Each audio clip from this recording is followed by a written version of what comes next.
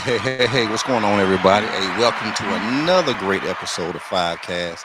Hey, I want to let y'all know what's going on. But one, I have three lovely women that's going to be on the show tonight. I'm telling you, we got Virginia in the building, we got Dallas in the building, we got North Galveston in the building. You know what I'm saying? We're just doing it big out here. I hope she can't hear what I'm saying right now before I bring her up, but she probably can, but I can't hear them. But listen, let me tell you how this thing all happened, right? So I met one of my guests a couple of weeks ago, and this is crazy. I've seen her before, but I actually sat and talked to her a couple of days, a couple of months ago, or weeks ago, and we had the most wonderful conversation. And it was so the conversation was popping so well that I said, you know what, we need to talk about this topic on the show. And she like, you for real? Like, nah, for real. But and she being who she is, she's one of those extravagant individuals, bougie, what they call them out there in the streets, right? But I can get her now because she can't say nothing to me right now because she can hear me, but I can't hear her, so she can't talk. But and she was late today. No, I'm joking. But no, she had great conversation, and I really appreciate it. And there's so many levels and things that we kind of understood. You know what I'm saying, just about one another as far as energy and people doing stuff. And she was very honest in her conversation, and so I really appreciated that because there's so many times you talk to people and they're not honest in their conversation because one, they always want to make themselves look like, oh no, I'm the great person. I'm this like this, and I'm all this. But the fact that she was very honest, I really appreciate that. And so that's the reason why we're here today. So when I come back from this quick commercial break, we're gonna bring the ladies in and we're gonna have a good time. We're gonna introduce them. But till then, we're gonna go ahead and bring you in with that jaw juice. When you're ready for that pickup, there's only one juice to go for, and that's the jaw juice. That's 281-455-8797. Get you some of that good stuff. Jaw juice. Oh, y'all seen the jaw juices in the building.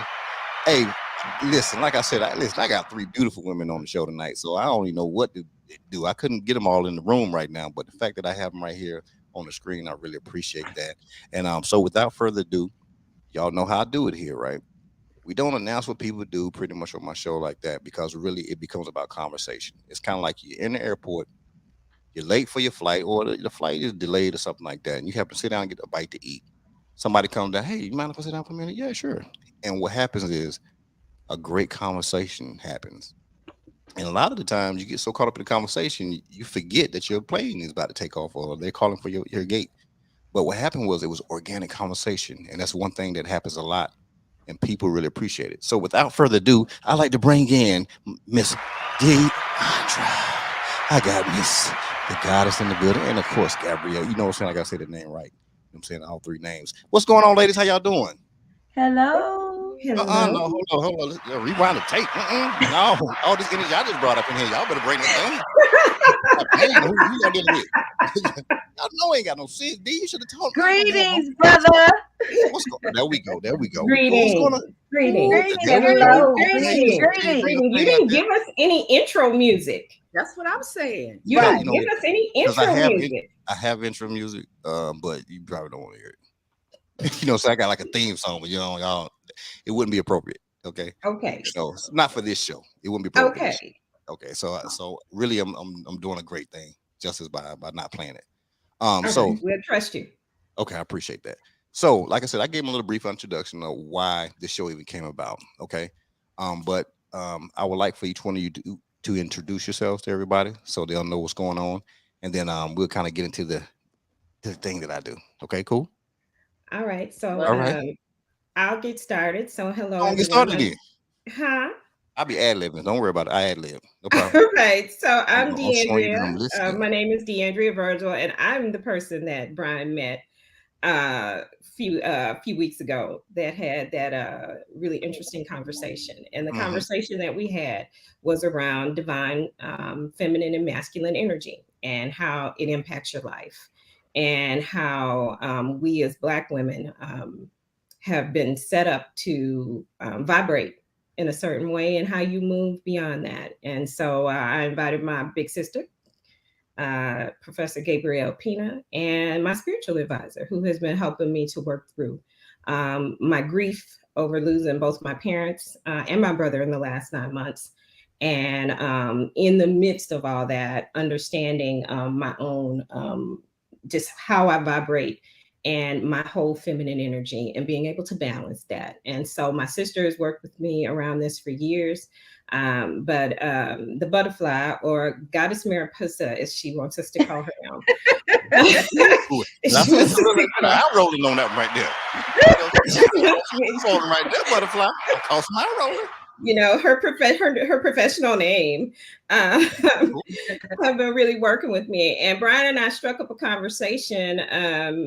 He was helping me with the project, and it turned into us all being here when I went and talked to the two of them about it, and we decided to come on as a trio. So I'll turn it over to Gabby. All right. Appreciate that, Miss Bird. You're doing your thing. We got Miss Gabrielle Denise Pina in the building. And y'all know what she does. You know, she puts it out there, but I'm going to let her tell it. Go ahead, girl. You already said my name, Gabrielle Denise Pina. So I am a novelist, playwright, professor. We're all goddesses on here, but the main goddess is already on here. The one with all the degrees in the back. So you were just happy to be here, contribute to the conversation, try to change some lives, and do what we do. Mm-hmm. Passing it over to Goddess. Ooh, the goddess is in the building. You better stop playing. Y'all better stop playing. The butterfly's flapping. Peace, greetings. I am Goddess Mariposa, and I guess we can say what we are. I'm a spiritual life coach, spiritual guide, galactic mystic. So I go by many different names, but I'm basically here to assist all of us here on this planet to self-mastery. Okay, well, that's what I'm talking about. I like the self-masterization piece right here. You know what I'm saying? Listen, we get a shout out to Marie Higgins. Miss Higgins, I just say my beautiful cousin. That's what I'm talking about. What's going on, Marie, in the building? Now, this is very interactive, Marie, so I want to let you know that. And at the same time, you know, listen, it ain't big time, but, you know, we do phone calls and everything. So at a certain time, I'm going to put the phone number up. So I'll ask that people, you know what I'm saying, they call in and everything. And so this is how we doing over here. Okay, on a 5 cast. All right, so hey, this is how we do it here. So what I'm going to do is what I do with all my guests. We really talk about the show is about the person, and it's about celebrating the person, because a lot of times we're not celebrated. You know, sometimes people get to and you know, what about the people who probably don't meet the societal accolades, right? And they don't get the trophy, they don't get certain things, and people forget about them. You know, and I tell people all the time, along with those people, the people who do operate at those levels, at the 10 level, they often get forgotten about too, right? They need to be checked on as well, because everybody automatically assumes that they're okay or they're doing fine. Oh, you know what? They make a lot of money, so they're okay. You know what? They're always helping everybody, so they're okay. Oh, you know, everybody I think needs the same type of encouragement and stuff like that. So my show really is about celebrating people. And that's what I do. Even whether you made it or you didn't make it, it doesn't matter, or you're making it. So my thing is I want to push and help assist to make people, you know what I'm saying, better. And then people learn something from the show. And people learn something every show. And so my goal is to get one person. That's my goal. I can sit here and have guests here all day. And if one person gets some type of understanding about something about themselves, then I felt like it was a success. That's me, and that's how I feel about it. So how I started off about the person. So I have 3 of you here. So, and I kind of know how to hit it up a little bit. So I'm going to start off with you, Goddess, okay? And we're going to work around the room here. All right, so what I'm going to do, I'm about to take you back, though. We're going to go back now. Let's go get ready to go back. All right, so do you have any siblings that grew up in the house? That grew up in the house? Absolutely. I have an eldest brother and sister. Okay, so you have one older. Oh, so you the baby. Shout out to being the baby, the Goddess, the baby. You the bad one, too. Now, everything will be about that time period, so don't worry about if you bad in that time period. Don't worry about it. You are now. So we're gonna take you back to about what's the gap with the oldest? The year number. Oh, 3 years. Oh, 3. Okay, that's gonna be good then, because you was really terrible. Well, no, the eldest, my brother, 5 years. A 5 piece. Okay, 2 easy, no problem. So we're gonna take you back to let's go to 8th grade. Yeah, 8th grade. Yeah, we're going back. Yeah, I ain't playing with y'all. You better start thinking. Y'all better start thinking now. Listen, I'm about to take it. So 8th grade goddess. Okay. How Eighth were grade. you? Okay, so everything's always gonna be talking in the present of that time. Okay. Okay, So I eighth got you. grade. Tell me, who were you? Ooh. Woo. Ooh. Eighth grade. I got the goddess right here. Thank you. Y'all better stop playing like I don't do it. Ooh. Okay. So Hmm. eighth grade. Yeah. Eighth grade. Yeah. I was in a all white Mhm. high school, Okay. which was Duncanville. And at that time, Mm. it was very, it was about, as we say, this many blacks. Okay. Got it. Okay. Scoop So, food. Got it. no, excuse me, eighth grade. I was at the junior first. So, yeah, I was at the junior high where Mhm. it was maybe about 20 black kids Okay. What city was this? In what state? in Duncanville, Texas, Okay, got it. Just want to make sure everybody. coming from Uh-huh. coming from Oak Cliff, which Okay. is Oh, you was out there in the cliff. Mm. You got Mm. it. Why really y'all say shout for? out Come to on. Oak Cliff. Oak Cliff used to be good back in the Oak days. Cliff, Y'all yeah, do know that, right? They were like the suburbs at one time. right. So we moved to the suburbs, okay, and like I said, eighth grade was a Uh-huh. culture shock, Okay, Coach Shock. Got it. okay, for me. So what? So So what? So what type of person were you during that time period? I understand the scene around you, but what type of okay, person were so you? the type of person I was always a very loving, very intuitive kid. Okay. Um I was one of those kids. I was the one that was the kid that motivated others. So I Mm, was that kid that liked to take up for people. okay. And, if Were you, someone's trying to hurt a person or hurt a person's mhm, feelings, I was that one to step in and say, why would you say that? Why did you yeah. do that? So I was a very outgoing, boisterous, but quiet at the same time. But I spoke when it was always necessary to speak. Okay. Well, did you have any times you had to put them hands on people because? Oh yeah. Okay. See, you gotta smooth stuff over. I'm trying to get to the meat. You right here talking about, Okay, well let's get to the I was meat. the one that kind of made everything okay. No, you I putting them was. hands on people back in the day, I guy. was You a ain't playing. nurturing kid, Yeah, you nurtured them on 'em, but you put them hands on them but too. but Them nurturing hands. when you go to an all white school Right. and you just come from Oak Cliff, T.W. Brown, Okay. Mm. Hmm. and when I had my put my hands on, I Ooh. was called a nigger bee. Okay. Okay. Got it. All right. Got it. So you can imagine the culture shock of someone calling you a nigger bee Yeah. Right. Uh-huh. in the eighth grade. Yeah, man. Okay, I got it. I got it. So but So, you had older siblings, right? but I had So older siblings. so to them, what were you to them? Like, how did they see you? How was the interaction with them? Because I'm trying to see what your personality was during that Oh, time my period. my siblings, we were all very, very close. Okay, But they called me you're gonna keep it real now, because you keep trying to sugarcoat some stuff around here. Now you no, sugarcoat things strong. they called me Mother Nature when I was Mother little. Nature.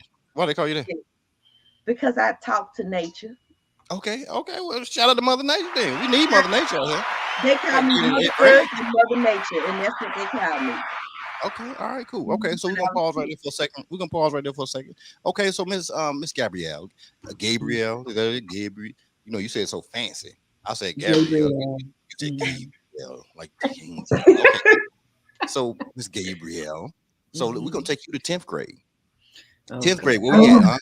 Yeah, see, y'all ain't gonna see me thinking y'all gonna ask y'all the same question because I'm still Okay. getting In the same 10th grade. personality trait. So 10th grade, where we at?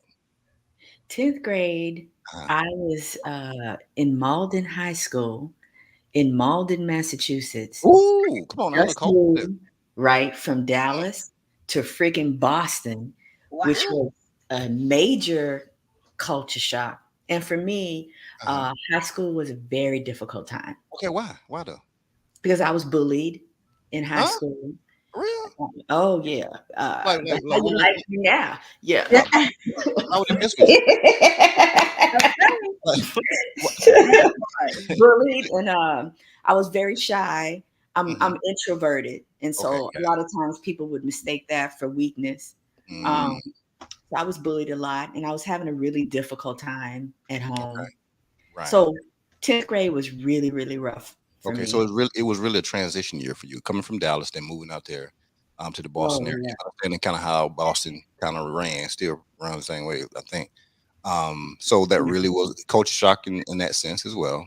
Okay. Mhm. So let me ask you this: how did you deal with the bullying at that time?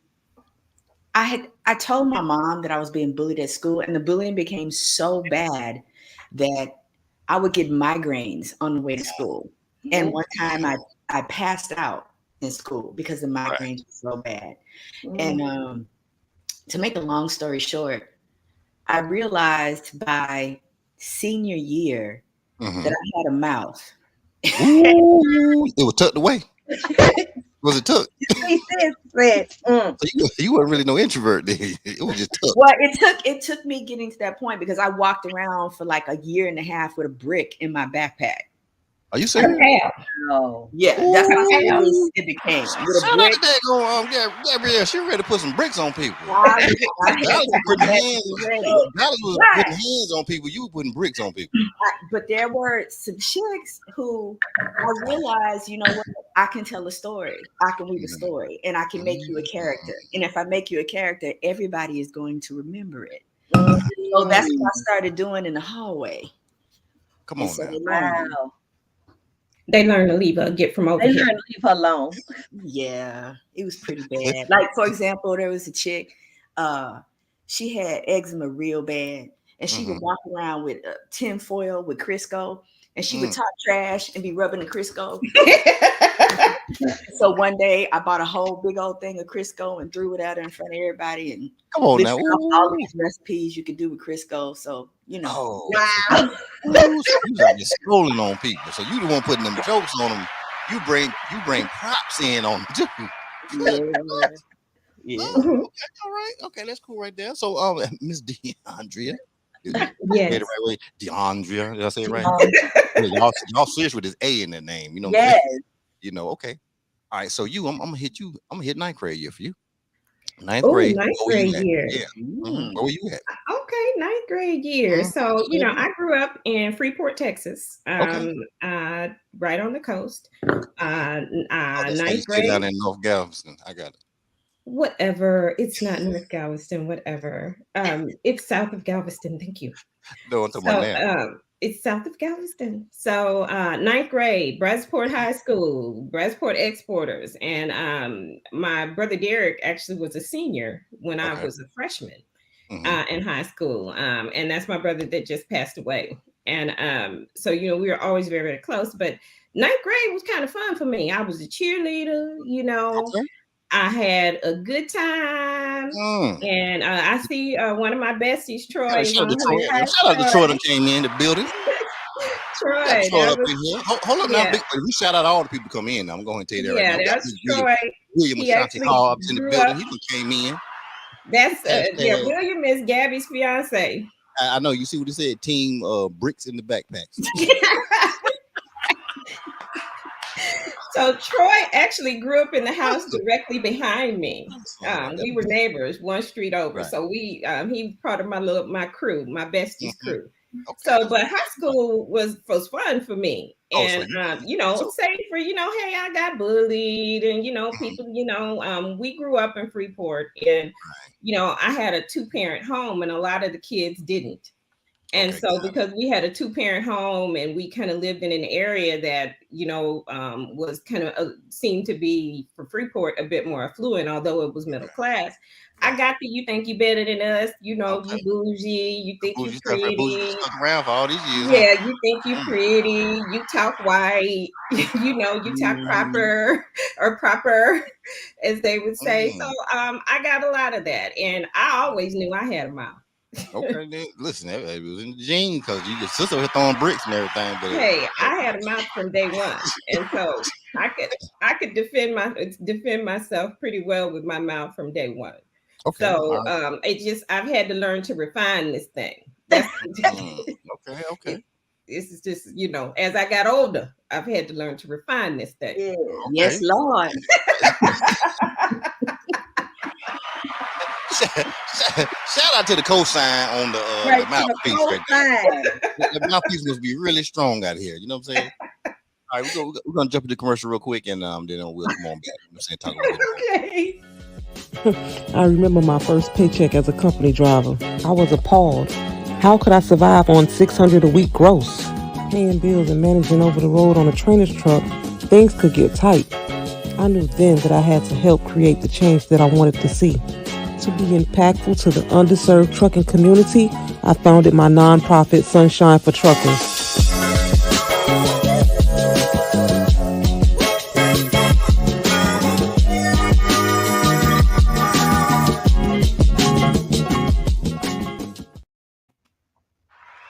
Yeah, so Sunshine for Truckers. My girl Pam Muller. She started a nonprofit for truckers. She's living out. She's from Miami. She's out of Miami doing great things. Just doing stuff for people and a lot of women, and she's making things happen. So shout out to my girl Pam Muller. Somebody jumped in the beard. Y'all know Tamara Branch? Yeah. She had a Crisco. You want to know about the Crisco? She always want to relive that. Was the Crisco leftover bacon grease from your mama's stove? That's what she needs to know. Because if you took that, you better not took no new Crisco. No, it was new Crisco. Oh, come on. You break the law. Come on. What? You gonna take a brand new thing to throw on that girl so you can throw some jokes on it too? God sure did. Ooh, you supposed to take the stuff with already the bacon grease and all that stuff in there. That'd been a good one. Okay. All right. So now we're gonna hit the same point for all of y'all. Okay. So now, Goddess. Yes. It's senior year. What's the high school we at? Oh yeah. Yeah. Go ahead. What's the high school we at? Senior year. Duncanville High School. Oh, she at Duncanville High School, home of the Warriors. Panthers. And on Panthers. I was close with that thing right there. All right, so it's a senior year. You're coming out. What was your thought process coming out of the 12th grade? And did you have a mind? What was your mindset? Oh. Yeah, I know we're going back, but it's what we do. 12th grade mindset. Mm-hmm. I was always very driven. Mm-hmm. So my purpose was, okay, where am I going? Okay. First I played a lot. I wanted to play. So okay, what do you mean play? Play what? You experience self, honey. I was okay. partying. Come on, you were who? What? I was partying. Okay, shout out to the party. Hey, listen, I thought you was around here just not doing nothing now. No, we was clubbing, we was partying, we was having a wonderful time. Okay, nothing wrong. Let's have a little fun. Look, Gabrielle, she's like, yeah, I'm thinking about my college. I had a great time. So let me talk about my college because wait till we get over here. But anyway, so God, you were very open to have fun, you know what I'm saying? Just kind of really do it. I mean, did you have college in your mind? Did you have like my next step? I'm gonna go work at Big Lots or something. I mean, what's going on? Yeah. Well, you know, when I got out of school, of course. Shout out to Big Lots. Okay. Don't act like y'all ain't never been there. Big Lots. Don't act like y'all ain't never been no Big Lots now. But anyway. Yes, we have. Okay, I appreciate that. Yeah, I thought y'all, I was the only poor one up here. So I was gonna go. I played a little bit, and I got accepted in the University of Houston. I was okay. U of H, hold up now. She done got a piece of paper saying, "Come on down here." Okay, don't act like we ain't gonna shut that out now. All the Dallas people come to U of H, right? Or I was trying to go to Clark. So, what happened? You won't get no education, Clark. Now. You in Clark now. You'd been, you wouldn't done nothing in Clark. Okay, so I went to the college. This is where my journey began. So I went to the college, got my dorm room, and then that's when we have to go into a whole nother thinking process because I went there and stood in the middle of the dorm room and my higher wisdom said, go home. Huh? You're not supposed to be here. Okay. So I left and I came home. You didn't want to just stay till at least in the first semester? No, I just said I got the dorm room. I stood in the middle of the room and I was getting ready to move and come. And it was like, no, you can't come here. So when you begin to, as I explain my journey and who I am, I understand that. It'll explain who I am. It's just like I was very in tune. I was one of those empathic kids, very, spiritual. Right. One of those type of weird aspects of me. I was that kid. Okay. So I don't think went it's back weird. No. home. I went back home and my journey went a different way. I went to corporate America first, Okay. working in banking, Okay. and Shout out to the then bank. The numbers. You know what shout I'm out to bank. saying? The numbers is the thing. They Shout called you out to to the bank. numbers. That's what happened. You got called to the So, numbers. and then from there I went into my spiritual self journey. Okay. Right. Just finding myself, of course, partying, having a good time, Yeah. I knew traveling. you gonna slide party in there because you listen. You Oh, I act like like you to were gonna have say that fun. because I I was like gonna to ask you the have a good question now. time. Okay. So you were banking and partying. That's Yes. what's going on. 18, 19, you banking and partying. That's all you doing. I was banking and partying, Okay. exactly. That's cool. That's cool. All right. And So Miss then I D'Andrea. started from there, and then from there I went to I was guided to go to massage therapy school. So I became a massage therapist, and then my journey began from there.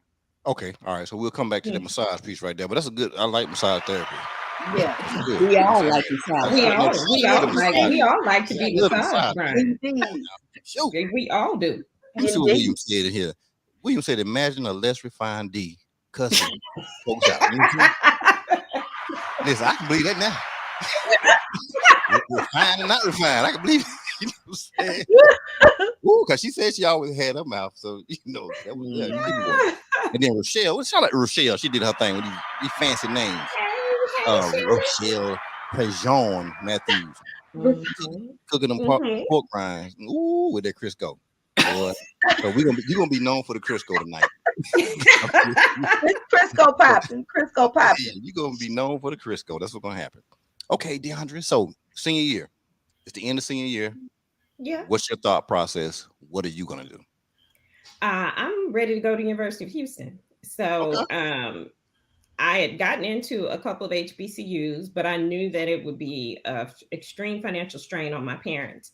So I decided to go to a local school, and I went to University of Houston. It was the best decision I ever could have made. So I was ready to go to school and have a good time, moving to the towers. I was trying to get my pledge on and get my party on. That's what I was trying to do. So getting on campus, you know what I'm saying? First semester.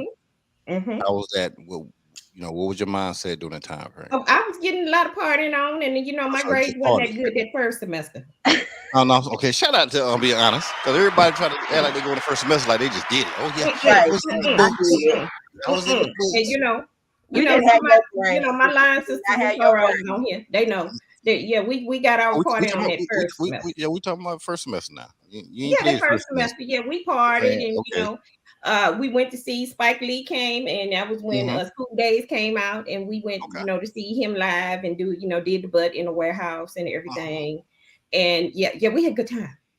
It was a good time. Shout out. Now, besides that, what was your personality like?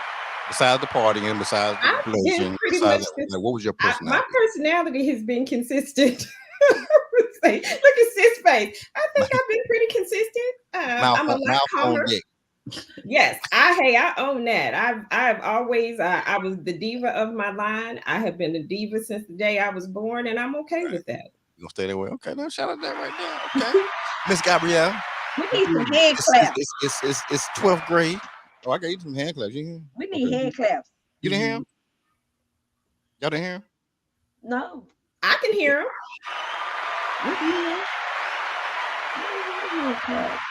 You can't hear him, Goddess? You couldn't hear him? I hear an audience like a. Oh yeah, that's hand claps. Oh, okay. Yeah, it's like cheering. Yeah, it's like that right there. Oh, got you. Okay, Miss Gabrielle. So it's 12th grade year. We know you don't put Crisco on everybody that came down the hallway. You rubbed them down in Crisco. We already know that right there. So you're gonna get Crisco lies messing with you. So it's the end of your senior year. What is your mindset and what are you thinking? Well, I had two very strict parents. So like both of my parents had PhDs, so there was only one thing for me to do. Like a lot of kids, it was, you're going to college. There was no other option. And not that I did not want to go, because I wanted to get away from my parents. You know what I mean? Because they were so strict. Shout out to Griffin. nothing. Mommy, if you watch, I ain't have to do nothing. So, And see, Nanny would have killed me. yeah, I couldn't. So I was ready to go. I was excited to go. I was ready to go. I wanted to know what it was going to be like, being independent, being able to make decisions for myself. Right. So yeah, I was ready, and I was in the top 10% of my class by when I graduated high school. And so when I went to college, unlike my sister here who was partying, I was not, because my parents made it very clear: either get this grade point average or bring your ass home. Ooh, so, you wasn't trying to go back home? No. So that was not home wasn't an option. It was not an option for me. So my nose was. Where'd you go? Where'd you go? In the books. Yeah. What school did you go to? University of Massachusetts at Amherst. Okay. Right, that school right there. They're doing it. Okay, that's cool. Oh, you didn't want to go nowhere else out of state? I did. They said no.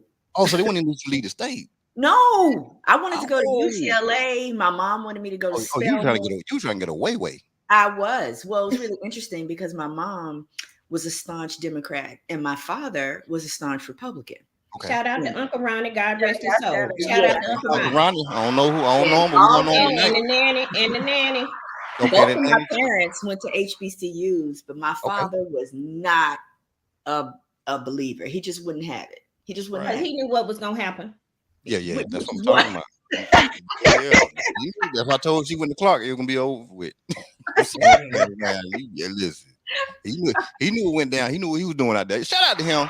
The dad back in the day, he was in HBCU. He knew what he was doing out there. Yeah, I was pretty focused. Did he meet your mom there? Did he meet your mother there? My mother would kill me for saying this, but my parents both went to Wiley College in Marshall, Texas. And I was conceived first semester freshman year. Oh, that damn freshman year, that first semester. See, that's why I want to hear about first semester, because it go down on first semester. Sorry, Nanny. Oh, that game will get dropped down. My bad, mommy. Right. Sorry, okay, Nanny. Let's go to y'all will receive a phone call after this.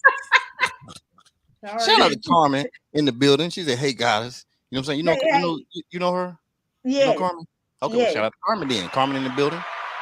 You know what I'm saying? What William say? William said Gabby's making up now on what she missed. Ooh, put it out there like that. Oh, William gonna put it out there. He's not to do that. Brother-in-law. Oh, brother-in-law. You know she gonna tell all my business. Why you gotta tell all my business? Oh, she gonna get off this call. Don't worry about it. I'm gonna get all the information out here. I'm gonna get all the information out because we know she's slinging Crisco and everything. And she said, but she did go to first semester. She handled her business. Okay, she did her work because she didn't want to go back to the house. She wanted to stay in the dorms. I'm surprised they didn't make you stay home and commute. No, they didn't do that. They wanted me to have the experience. I guess they figured it was one of those things because I went to college with some women whose parents were so strict that they went to college and went buck wild. Yeah. I mean, just completely buck wild. My parents were really strict. Somebody jiggling hard in that bottom left corner down there. But I was terrified of them. My parents were not people to be trifled with. They just were not. Okay, well, shout out to them. Because they wasn't playing. Yeah. In Massachusetts, too. They wasn't playing out there in Massachusetts. We got Marie Higgins in the building. What's up, Marie? How you doing? Get him, cuz. Get him. Who's Marie? My Ms. cousin. Higgins. Okay, Miss Higgins. What's going on, Miss Higgins? She said you want to leave up off here. We ain't got time to playing. All right. Okay, so we got Goddess. She out here banking and partying and everything. And, and partying that she hit the massage therapy situation. Yeah. We got D'Andrea right here. She done went first semester, lost her mind. She just said, I'm with the Freeport. I'm doing it. But I got a 3.0. I was buck wild, but I got a 3.0. Shout out to that 3.0. Ain't nothing wrong with that right there. But she still partying all the time now. Yes, it was. So when them kids get on up to college age now, you already know what's going to happen. We know what's going to happen. You know what's going to happen. Okay. As long as you understand that piece right there. And then Miss Gabrielle, she just trying to stay in the dorm. She ain't got time. Listen, I'm here. I'm not messing up. I'm getting these books on point. All right. So now we're going to move a little forward. Okay. I just want to kind of get a brief summary or snapshot, just kind of your childhood a little bit without going into any details or anything like that.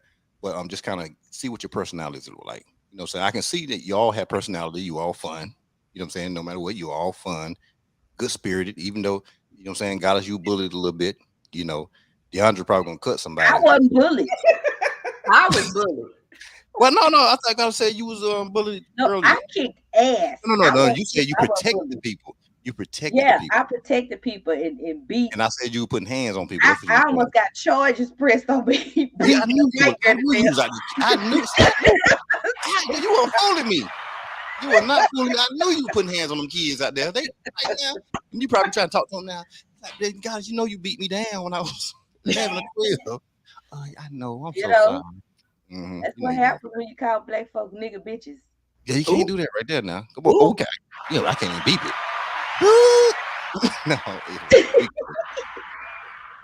You sound serious. You sound serious. You got me. She said that. She went back. You went back in time on that one right there. You know that, right?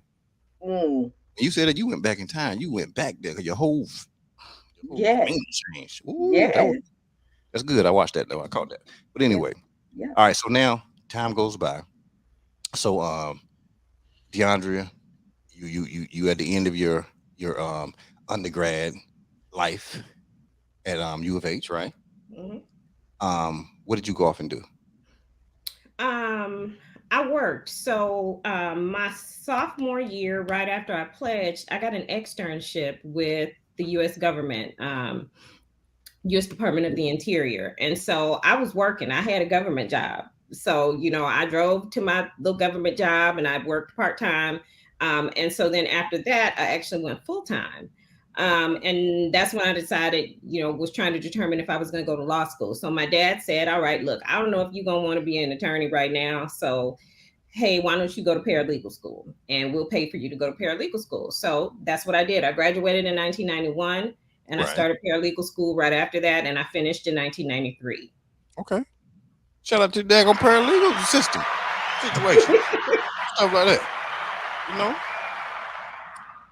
Miss Goddess, after you finish whooping people in the banking for a little while, partying, whooping people and banking and massaging. So now this is gonna be a very important thing for you. Yes. So as you got into the massage aspect of things, right? I'm Yes. sure it really kind of put you into a whole like it's about energy. Yes, At that it point, put me right? in a Because whole as you different world. as those therapists touch you, well, people have a job, any type of job, me touching people. You know what I'm saying? It's a transfer and receive process. Yes, sir. Right. So kind of talk to me about that piece right there as you kind of got into that. Because you seem like even when you were telling the story, like that's when you kind of started your transition to understanding things. So when I began school and What y'all laughing? Y'all see, I should even put these comments up here. Tamara came in talking about the thugs in here in the building. You know what I'm saying? Shout out to Tamara for telling the truth. So that's why I like the friends to come in because they're gonna tell you the real stuff. So if anybody, I need line sisters to get on to tell on all of y'all. That's the thing. I need real stories. I'm sorry. I apologize, guys. She's so wrong. Hold on, one more. We got Rochelle said, well, you might be the root. You know what I'm saying? Oh, y'all kids. Y'all whole crew. Okay, guys, I apologize. Go ahead. Yeah, so silly. Okay. So we're talking about school, so massage school. So that was in the 90s. So yeah, it's nothing Kelly like was it is deep back now. then. Kelly was around Yeah, there. it's nothing like it is now. I mean, I was in school for a year there studying, and then once I finished the program, I did a short internship and worked with chiropractors, and then from there it went into a medical massage therapy. So I got that certification and working with, special needs and working with chronically ill victims from different, from what they call them. Oh, from wrecks and stuff like that, paraplegics, all that type of stuff, just all in the general disability medical field. So what is it that excited you about that? Like, why do you think you get more into it? Because you said you started one thing, but then you kind of it grew. Like, what was it began about to expand. So I began to expand. So once I got a massage therapy, I started just seeking more. I just wanted more. I wanted to assist more. I wanted to help people that were critically ill and in critical situations. And then from there, the journey started to go more into my intuitive work. And I've learned that I was empathic even on a higher level, and I could feel people's energy and I can see inside people's bodies. And the journey began from there. And then from there, I went and I started studying more ancient medicines, more ancient techniques. And then I became a Reiki master teacher. And it just continued. It's so much, it's 27 years of work. So the journey just continued from there, you know. Right. And now it went into the empathic work, and then it went into um using my intuitive gifts, when I'm able to assist people and I'm able to see in what we call into the soul. Right. So that's Well, my but was that during that time period, or did it no. come later on? It was like it was there, but I didn't know what it was. Okay, so around like 22, 24, like what were you like? Were you still Like you was developing, because I'm still trying to stay the chronological. Okay, absolutely. I was developing, still right. studying. Okay. Like I said, I was going into Chinese medicine. I was just studying. The genres just start opening up for me. Right. And of course, I was still working in corporate America as well. In banking? Yes. Still in them numbers. You still moving them. Okay. Were you still partying? Were you still partying? Still kicking it. Come on and now. You still traveling. People right, partying and still banking. Okay, all right. We got you right there. Meanwhile, we got the paralegal over here partying and everything still, and fussing people out.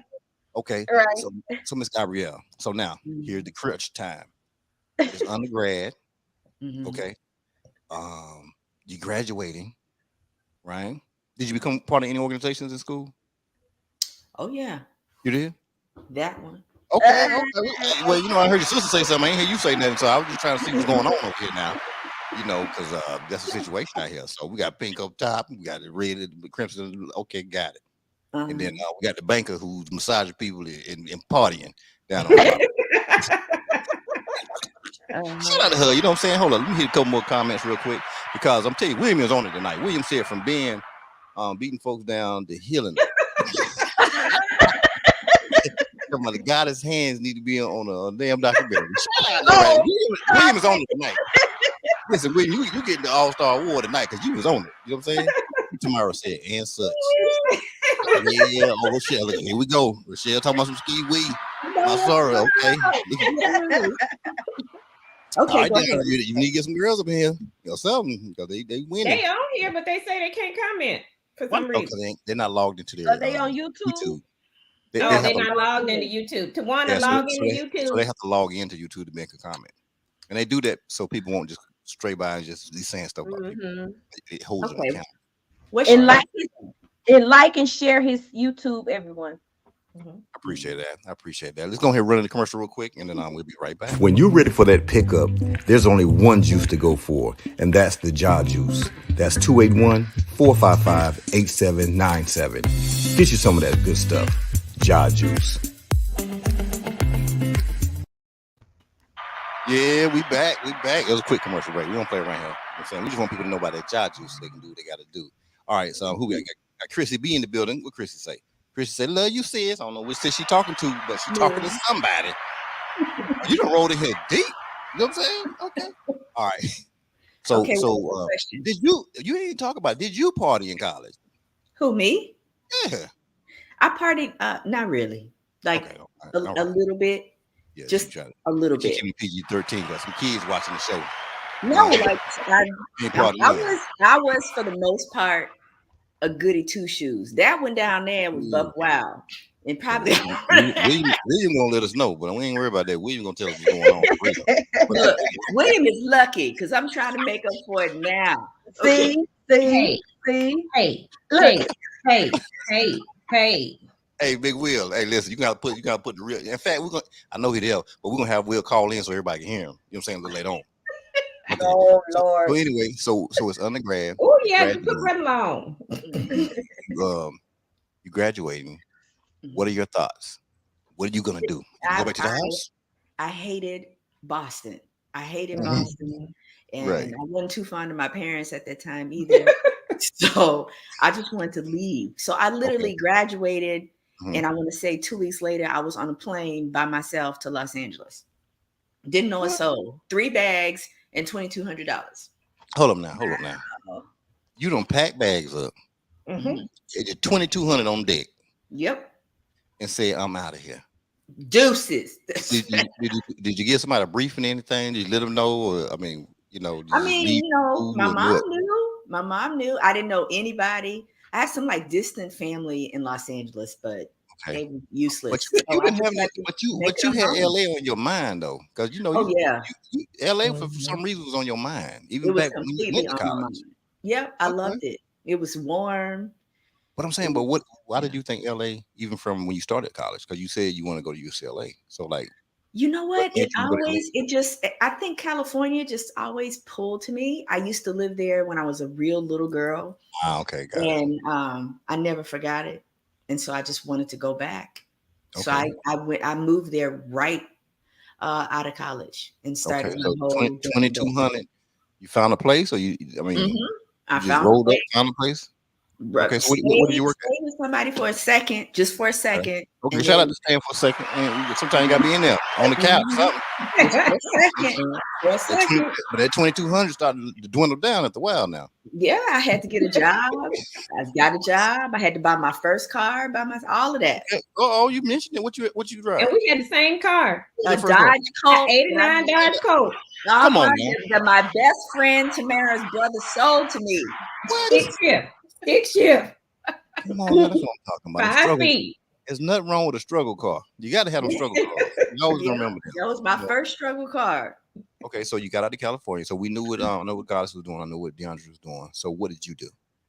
What did you start working? I got out to California and started working temp jobs because I majored in communications, but I didn't have any guidance with that. Like I didn't know what I wanted to do or where I wanted to do it. I just was so uninformed at that time. And I also didn't understand who I was and my own personal gifts and talents. So that was like the beginning of a really long journey trying to figure myself out.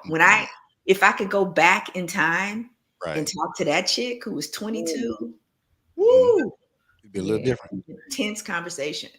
Right. Okay, no problem. So you get out there, you do some little temp work, trying to find your way.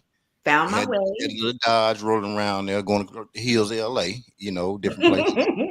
And then my first big job was I was an assistant on Boys in the Hood. Hold up! Now you want to hang around with in the movie? He was in the movie. Shout out, Boys in the Hood. Now, come on, hold up! It's time out. She was in the movie. I got stories. Big wheel. This is where the stories come out now. All the stories gonna come out. Not all those. Right, so no. I'm talking about you. Like what happened around certain things. Yes, that's what I'm talking about. Them type of stories. Yes. All right. So your first big thing was that right there. How did you get that? How did I get it? Yeah, how did you get that? My aunt was married to a guy who was a first assistant director. Okay, what's your aunt name? Because we gotta give shout outs because them aunts be coming through sometimes. Her name is Darlene Richardson. Shout out to Darlene. I know you didn't watch it, but I want to give Darlene a special shout out. She's not watching, but yeah, I know she ain't watching. It was her husband who set me up for that. Uncle Don. And so after that job, I worked on Remember the Time with Michael Jackson. Whoa, girl, don't stop playing with me now, right? You know I love Michael. You don't know that, but I love Michael. You don't play with me with Michael Jackson now. Oh yeah, what? I did a lot of music videos, all that kind of stuff. Yeah. Okay, let me shout out to me right there knowing the dance. I know all the moves. Stop playing with me. No, see, it sure did. Hold on, let's go to the comments real quick. We got Cysteria. Oh, somebody say that for me. Cyteria Yarborough. Yeah, it's Cyteria Virgil Yarborough. Okay. Virgil Yarborough. All right now. Whose sorrow is that? That is Virgil, yeah, bro. No, I'm talking about. I'm talking about whose soror is it? I know she's your cousin. It's mine. Okay, well, It's I'll my make sure you get a cousin. count in here because you've been, Yeah, she's my first cousin, okay, but I'm she's about to also say, my man, soror. your sister been getting everybody coming through here. You know what I'm saying? But Yeah, my folks is on here. Yeah, they let on her here. log in. Okay, are Ooh, you what sexy? Tammy say? What she say? Rumor has Rumor the has car the car broke broke down down before before you she got got home. home. It did. The day you bought it from Terrell? Yes. He saw You your never lemon. told me that. He saw your lemon. Oh, Oh. The day you bought it from Terrell? It broke down. He had to come get me in the tow truck. come on, man. He paid for a tow truck, right? He paid for it. Ooh, Okay, as long as he Terrell. paid for it, that was good. He get it fixed too. Ooh, Tammy, Yeah, tell he Terrell fixed he wrong. He That's what I'm fixed talking about. it. But he paid for it. He paid for the tow truck. So you know what I'm saying. Shout out to Yeah, him. he fixed it. And then he drove me home. Ooh, look at the gentleman. That's what I'm talking about. He's a gentleman. That's perfect gentleman. Yeah, Okay, he so really so pretty much at that point, you were just kind of in the entertainment industry. Yes. Actually, But I realized Mhm. early on that I didn't have the personality to be in that industry. Okay, so okay, we're gonna come back and talk about that personality right there. Okay, all right. So, Goddess, so you Yes. round there, you're understanding things about yourself a little more. Yes. You're working different areas within the touching people field. You know what I'm saying? Touching people As far as understanding understanding yourself, right? I'm always gonna make it sound a little crazy. I'm almost like little Tyler Perry-ish a little bit, Medea-ish a little bit. Yeah. Just say So therapeutic. therapeutic. Okay. Therapeutic. Shout out for the correction and what I just said. I'm from North Carolina. This is what we do. You know. So as you're kind of understanding things about yourself as you're learning, you say you're going to different like Asian what you say Asian, what did you say? Studying I want different Asian Asian culture as far medicine. as Yeah. there you go, medicine. Ayurvedic, There you which is go. Indian medicine, Ayurvedic medicine. So you becoming well rounded pretty much. You just getting Yes. some everything. So you really can kind of pull and see what was what, and so you can have an understanding about yourself and stuff like that. Okay. Yes. Got it. Got it. This all this from a little girl from Oak Cliff. You know what I'm saying? Little Shout girl out to from that right Oak there, girl. Cliff. Girl Shout from out Oak Cliff Oak doing Cliff. all this stuff. All right, so let's move on from that point right there when you kind of during that we're gonna say 25. We're gonna go about 10 years from there. Okay, so we're gonna say about mid 30s. All right, so mid 30s, Mid-30s. you pretty much learned about yourself a little bit by that time, right? Yeah, I learned a lot.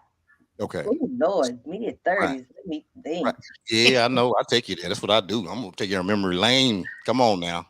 We know Okay, we got to see so what the government worker down there bottom level mid doing. 30s. I was still I always Party. had my own let me see. God, you threw me. Okay, let me I see. know. Shout out to me throwing you. I'm gonna throw you now. You better get a glove so you can catch it. Mid 30s. I had my own business. I was doing massage Okay. and um golly, I had an office set up in my house. Okay. That's smart right I there. was Save doing money. work. I was doing Mm-hmm. I was doing work and I was also working. Mm-hmm. I'm trying to remember what it was like a lot going on. But Okay. I was working corporate America as well Okay. still. Got it. What we doing? Banking. I was supervisor at that time. Okay. I was Okay. Oh, we know supervisor. you moved up now. Listen, I knew you were gonna move up around there because you probably put hands on people, telling them that it's the next advancement. It's time to go. Yeah, I left the bank. I went into the credit industry. So I was a supervisor at a debt settlement company. Okay. Yeah. So I was doing that, and Mhm. I was also had my own business. Okay. So in my own business, I was always still, as you say, touching people. Okay. Ain't no wrong with that. Little touch. Shout out to the dang on touch now. Yes, Shoot, so all them I was thugs at still the top, doing right that. in the bottom left there, beating people up. Indeed, indeed. So I was still doing that, and I was still studying. So that's when I really got deeper into studying holistic medicine. So I got deep into herbal studies and deep Okay. into ancient practices and ancient mystery and what we Right. call the mystery teachings, like mystery school. So I just, Mhm. like I said, the journey just expanded itself. And yep, that's where I was from there. Just Okay. All right. getting certifications, studying. Yeah, we see that behind you now. Listen, I don't think. Listen, you need some more wall. You know Yeah, what I'm that's saying? half of the Oh, wall. type of stuff back there, laid up on the wall right there, them plaques back there, them Yeah, certificates, diplomas. yeah. So just a lot of different studying different holistic practices. For back in that time, what I do wasn't very popular as it is now. Uh, So I was, studying what we consider now as Reiki, yoga, right. meditation, Hmm. herbs, and mindfulness practices. I was in that space at that early time before it got the momentum that it is now. So Okay. that's what I So, was doing. so you was OG in the game, pretty much. I'm an You OG. OG in the game. You know what I'm saying? Yes, Original. Well, Big Will got a question for you. He said, yes, did your corporate experience help you in your massage business? absolutely, absolutely. In what ways, if you It mind? helped me understand personalities. Working in corporate America and also being a supervisor. So it Okay. helped me understand people's personalities and people's needs. And Hmm. for as in reference to therapy and understanding the level of stress and Right. what in corporate America what it causes and how. So I was always working in that combination of Hmm. dealing with corporate America and then going into the holistic work of it. So Right. yeah, being in corporate America absolutely helped me assist people in being able to understand that stress level and what it does to the body, what it does to the mind, what it does to the Hmm. spirit. So it definitely helped me in expanding my business with that as well. Right. And the fact that being able to read energy and feel energy and stuff Mm, like that, that definitely can help you help people, you know what I'm saying, within the absolutely. corporate environment, because one, we understand the stressors that can happen at those levels and doing things Mhm, just in those business and be able to identify those things. Okay. Okay, absolutely. Miss Virgil. So now Yeah. you over here, you said, oh, listen, I'm gonna go ahead and get this paralegal thing knocked out because Pop said, listen, you might not want to do the lawyer thing right now. Go on, hit the paralegal, be up in there, boom, and now you ready. Okay. Hmm. So you paralegaling now at this point. Yes, At Paralegal. I that point. was At that point. You know what I'm at saying? that point. How was that? I found that I didn't really like being a paralegal, And why? and it was boring. Mm, It was just boring. And in one of the positions at a firm that I was working at, the HR director had to take a leave, and mhm. I took over doing a lot of her work. And Okay. that was when I discovered that, hey, I really like what I'm doing now. And so maybe I should go to school for this. Right. And so that was what led me to get my master's in HR at Houston Okay. Baptist. Okay. Shout out to Houston Baptist. Everybody don't talk about them too much now. Nobody want to talk about Houston Baptist. You know what I'm saying? Hey, it was a great program, Mhm. nationally known commuter Right. program. So I worked full time and then I went to school at night. Okay. Look at you. A little extra. Come on now. You show you lean forward a little bit. That's what I'm talking about. That's that You leaning stayed forward. in school. Everybody needs to lean forward. Okay. All right. So after completion of school, did you start working in HR before I then got or I actually that's what actually moved me to California. oh, yeah, here After we I go. We about to go to California. So Yeah, that's what moved me to we gotta get California. juice up in here now. Cause we got the boy. Yeah. So We I got had you out. job offers all across the country. In the 11th hour, I got a job offer from Charles Mhm. Schwab. Boy, that And record. so Oh, it was an Charles. HR development program. And so I went out there and visited and had never Hmm. imagined living in California. If I was going to go to LA, but the Bay Okay. Area was so pretty. Okay. Um, and the money was right. Shout out to So, Charles. Charles was paying out there. you know, Charles made a little money. Schwab might yeah, have an issue, but Charles said he's gonna go ahead and give a couple dollars to you. yeah, it was a really great offer. Yeah, And you know that was so, a good joke too, Miss Gabrielle. That was a good joke. Yeah, that was Go good. ahead. That was good though. That was good. Goddess lady, she talked. You know what I'm saying? so that's how I got there. And And sing. I moved. I moved to California and Right. there it is. Okay. Okay. So you got out to California. You Mm-hmm. with Charles and Schwab out there in the Bay Area. Okay. Mm-hmm. Um, I don't know. Do we talk about this piece right here? I don't know. What? Right. So you and Gabby Oh, meet up. I met a man. Okay. I was fresh off the plane. Okay. That's how we do. Uh, We're gonna get you fresh on that plane. okay, fresh off the plane. That's hadn't dealt with a lot of the trauma that I had been carrying with me. So guess Okay. what you do? You vibrate at a level that you attract. Okay. You Trauma bond. attract Trauma someone who's bonds. vibrating at that level. Mm-hmm. But he looked good on paper. Come on, shout out to paper now. That damn paper game be good. It looked William, good. hey, Hey, William, he can come in on William. Dudes be looking good on paper. That paper yeah, game. I mean, hey, he sent his representative. Come on And now. the representative lasted just as long as Come we on could now. get married and have a baby. You know what? And so And I know we're gonna talk about it deeper a little later on, but people don't understand about that damn representative. that representative. People don't know people be sending the representative out front. Listen, it's a wait period with this representative. People don't understand that. You know, you gotta have that wait period. Gotta You wait. know, it's like the warranty piece. Like, okay, in 90 days, so you can bring this car It's back. longer than that. You know what I'm saying? Well, no, yeah, People can send their representative for a good year. A good year. Oh, a year A piece. good Ooh. year. Good year. A good year. Look, Gabrielle, she co-signed that one. A good year. Yeah. You know I know. Indeed, a good year. And what I'll say is during the time that I lived in California, my brother had a stroke. And older one? Yeah, my older brother, because I have the two older brothers, so I'm the baby. Okay. And he had a stroke, and I went out, and his roommate, and he was a Renaissance man. His roommates were a gay couple, a female gay couple. And one of them was a massage therapist and an intuitive. Oh, put them hands on. Wow. She was a massage therapist. Yeah, and she gave me what had to be the best massage I've ever had in my life, but she used tuning forks. Them hands. It was something she had, and I had never heard or seen anything. You know, I've had massages at the spa or whatever, but I'd never had a massage like that. And she used tuning forks. At the end of the massage, she said, you have a lot of masculine energy. Come on now. This is what the conversation got good with me and you right here.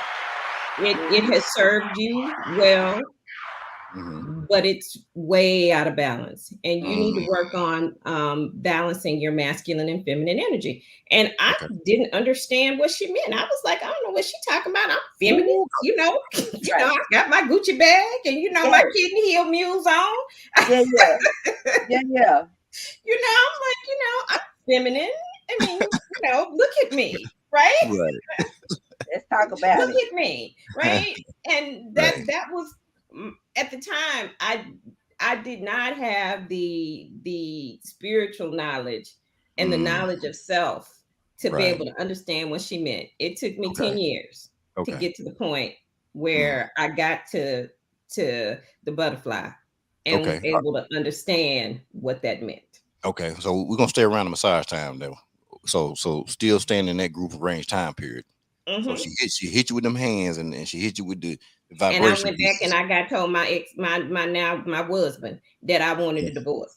So soon as she hit them things on and you went back with a response. About 6 months. About 6 months. 6 weeks? Okay, all right then. So okay, so you still with Charles now? No, I had moved over to Wells Fargo. So I worked at Wells Fargo for 5 years. Wagon then. Okay, you went to the wagon. Okay.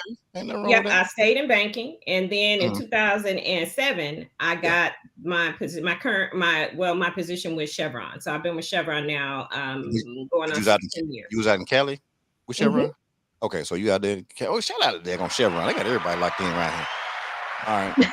So all right. So going back. Hold up, we had a couple comments. I need to go put it out.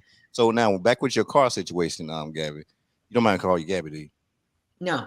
Okay, because she texted in my phone, so I'm just saying when she texted. So you gotta be in there to say you now. Yeah. So I know he did the tow truck thing situation and fixed Dodge for you, but Tamara said he got a Bentley now, so he's ready for you. And Big Wheel. Oh, we had that one already. Big Wheel. He said yes. That on paper game. You right. I told him. See, Will, I like Will. Big Wheel, I like Big Wheel, man. Because Big Wheel, we rolling, man. We rolling. So you over here doing Boys in the Hood. You over here with my boy Mike, hanging out with Mike Magic, Eddie Murphy, Iman. You hanging out with all the people. Okay. What was that like? It was fascinating. It was interesting seeing how people rolled in that environment. But like I said, I didn't have the personality to be in that industry that way Right. because I'm introverted, and it was really Mm. hard. Like nobody had to worry about me going up to people because I just wasn't doing it. You know what I mean? And to be in that business, you just have to be kind of extroverted, and it's a lot of ass kissing and all of that. And I just don't have the personality for that. I just don't. No. Okay, but you made it through the video though.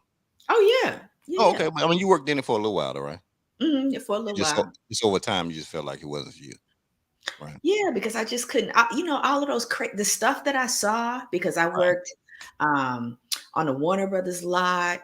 I worked for Stephen J. Cannell Productions, and the stuff that I saw was crazy. And the stuff that people had to take and swallow and surrender to on a daily basis, my spirit just is not going to allow me to do that. Yeah, they say you're a little rough around there now. Yeah, people just throwing stuff, and it was crazy. I just no.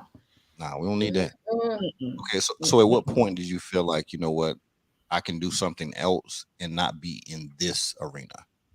So much like sis, and I don't want to talk too much about this because it's in the past, but I married somebody that was good. We can graze across now. It's a quick graze. You know what I mean? He said we're gonna graze it. Yeah, we just gonna graze over it. Yeah, graze over. You know what I'm saying? Got married and had my first kid. Okay. And just life kind of, and somewhere right around my second kid, I realized, you know what, I'm a writer, and I went to grad school. Okay, wait, we go. You didn't go back to Massachusetts, did you? I went to USC. Okay, now you gonna get that something with a U in it. That's what you're gonna get to. And it wasn't gonna be university. I'm saying you gonna get to the U and the C in there. Okay, I got it. It wasn't UCLA, it was gonna be University UCal or something like that. Okay, so you went back and got your master's degree. All right. But so what in you knew that you wanted to write? You know, I had always written, like, because I was the only child for most of my life. It wasn't until later that I, had. We ain't got to that part yet, right? Yeah, but I had always written. No, I'm asking. What? I'm talking about by that time when you and, you know what I'm saying? You and your husband. No. What? No, you and you. What's the question? When y'all two came together. Oh, that was much later. Okay. That's what I'm saying. We ain't there yet. Okay. Yeah, that's what I'm saying. We ain't there yet. Yeah. Okay, got it. Because you just said you were the only. Okay, so now you did your master's thing. You there. You knew you wanted to write. Because you always had it in you. You was always doing those things anyway. All right. So in school, did you have to do projects where you had to write things and stuff like that? And you kind of see the work manifest? In order to get my master's degree, I had to write a novel. Oh. Of publishable quality for USC. I got my master's from the Master Professional Writing Program at USC. Y'all see how she said that? She talk like that all the time with you? She got a little extra proper when she just said what she got from the school of go ahead, I'm messing with you. And that was my thesis was my first novel. And we had it. If you look on YouTube, you'll see it up there. What was the name of it? Bliss. Come on, y'all better stop playing like I didn't have it up there on the daggone thing for YouTube. Yeah. Push the button. It's on it. You know what I'm saying? She wrote that thing. That's how she did it. I did. Right. You all right, D'Andrea? Yes, it's available on Amazon. Okay, you had a serious look on your face. I ain't know what was going on. No, it's available on Amazon. I know it's there. It's right there. $17.99. Don't play with me. I am the CEO. It's my job to sell stuff. Ooh, that's what we're doing right here. She gonna keep this thing going like that. You gonna keep it going. All right. So you wrote your first. So when you wrote your first, where am I echo? So when you wrote your first book, how did that feel to become a published author at that moment? It was because my life was so crazy at that moment, and everything else was out of my control, but the book was in my control. And so if you read the book and everybody getting messed up, jacked up, towed up, beat up, you'll understand exactly where my mindset was. So you put your inner self in that book. Hell yeah! It was your release, pretty much. Yes, it was very cathartic. Oh man, that's what I'm talking about. Okay, that's good, man. Shout out to that right there. I pulled the book out of it and everything. She got books. Her sister over there at Wells Fargo, just the wagon wheel and everything. All right, let's see what we say right here.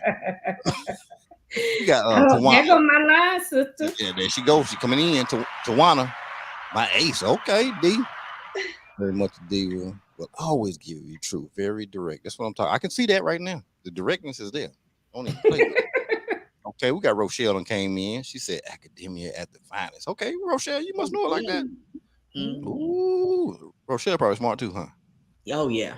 I don't Yes. hang around with dumb people. I don't do Okay, I ain't that. say you did now. I'm just trying to say, listen, I already know. Listen, I ain't gonna say nothing against y'all. Good. Listen, whatever y'all say. Okay. All right, Miss Goddess. So now Yes, you said you got your office in your building. I mean, you got your business at the crib. You laying yes, hands on people at the corporate level at work. yes. Okay. Um, Literally. that's why I said it, because you putting them hands on them literally. Okay. So at this point, like, you have the thought of, you know what, I want to get away from corporate America? Was there any point that you got to that point? Absolutely. Because you were learning things about yourself and you were seeing the kind of the visions you have, the energy that you had. You get what I'm saying? Sometimes once Yes, we get these certain gifts or whatever, we kind of push away yes. from mainstream. It pushes you when you get to a certain point and you have that it's an innate it's like a fire in your belly, and it's just like it gets to a point to where you can no longer stay where you are. You have to move. So that it was that space where the last straw was when I had my president of the company say, hey, can you come and get this knot out of my neck? And that was the day when I say I have to resign because I have to go and do my purpose work. And my journey had began from there. And then I just went into um, working. I had my office in my home. And then from there, I Mhm. went into working with more special needs children, Okay. more doctors. And then from there, I went into More special needs ooh, children, I'm echoing. more doctors, and then from there, We're echoing. yeah, you probably have to mute. Is You got it another better? device? You got another device on? I have. Let me cut the YouTube off. Okay. Okay, that's what it was. You can just turn the volume down on it. That's all. It was. Okay. Anywho, Yeah. so from there, yeah, then I started my own business. I worked for a little bit Hmm. um, in spas, different high, as we call what we call them, high end. Oh, Uh, there's such things as high end ones? For real? yes, it's a such thing as high Oh, end. I ain't know. I didn't know that. They do something different over Just say there? I work for some of the top It's something spas. different in the high. Is it something different in Yes, the high end ones? yeah, I just work for some of the top spas in Dallas Oh, and okay, got it. Well, shout out to the and top have places. corporate, You yeah, know. that kind of energy. And then I decided to open a physical location, Hmm. um, which I did. And then from Right, there, I've always had a physical location until the pandemic. right. Um, but from there, again, the skills Hmm. developed, my gifts developed, Right, and then I began to move more into life coaching, right. and I did more what we call like empathic counseling, empathic Mhm. readings. And then it just got deeper and deeper. And then I, of course, incorporated different studies with that. And then I Okay. was able to begin to assist people with transformational processes in their lives Mm. using So when ancient so when you say modalities. so when you Hmm? say transformational processes, like what? Kind of That's like that's dealing with life coaching. That's dealing okay, with teaching. That's right. different with teaching meditation and Mhm. teaching different health and daily habits for them, Okay. and working with people one-on-one coaching. Um, and also incorporating different healing modalities to Mm. assist them. So I started getting deeper into mind, body, spirit medicine. Okay. So which we call the healing arts. Mm. So that's how the journey began. That's where we are now. Okay, that's what I'm talking about. We're gonna go more to detail in that. You know what I'm saying? After I get Hmm. them to this certain point right here. Okay, I'm just pulling everybody all to the same. I'm pulling everybody to 2022. All right. So Miss Oh, Virgil. okay. So Miss Okay, Virgil. what you doing? Okay. Okay, yeah, shout out to me. You see, I'm Shout out. going Let's to give you. the Let's give you a good chronological shout out. aspect of things, and then we're gonna get into the whole Okay, details of gotcha, everything. Okay, I just want to kind of gotcha. pull personalities in it. Okay, so Miss Virgil, so you out there, went from the wagon wheel, went over to Chevron because they were paying a little more. First, you were with Suave, move over there to the Wells Fargo. You left them, hit Chevron because they were moving the money right a little better. So you was out there in Well, California. it was that, and I knew that Chevron could get me home to Houston. Okay, so you So had a my plan. goal was to come home. So you had a plan. Hmm. Okay, ain't nothing wrong with that plan. All right, so you at Chevron. What are some things that you learned about yourself as you continue to stay out in California from that time when you got on with Chevron up to the time you departed California? Living in California and being out there and being on my own really taught me that I was resilient because I was, the baby of the family.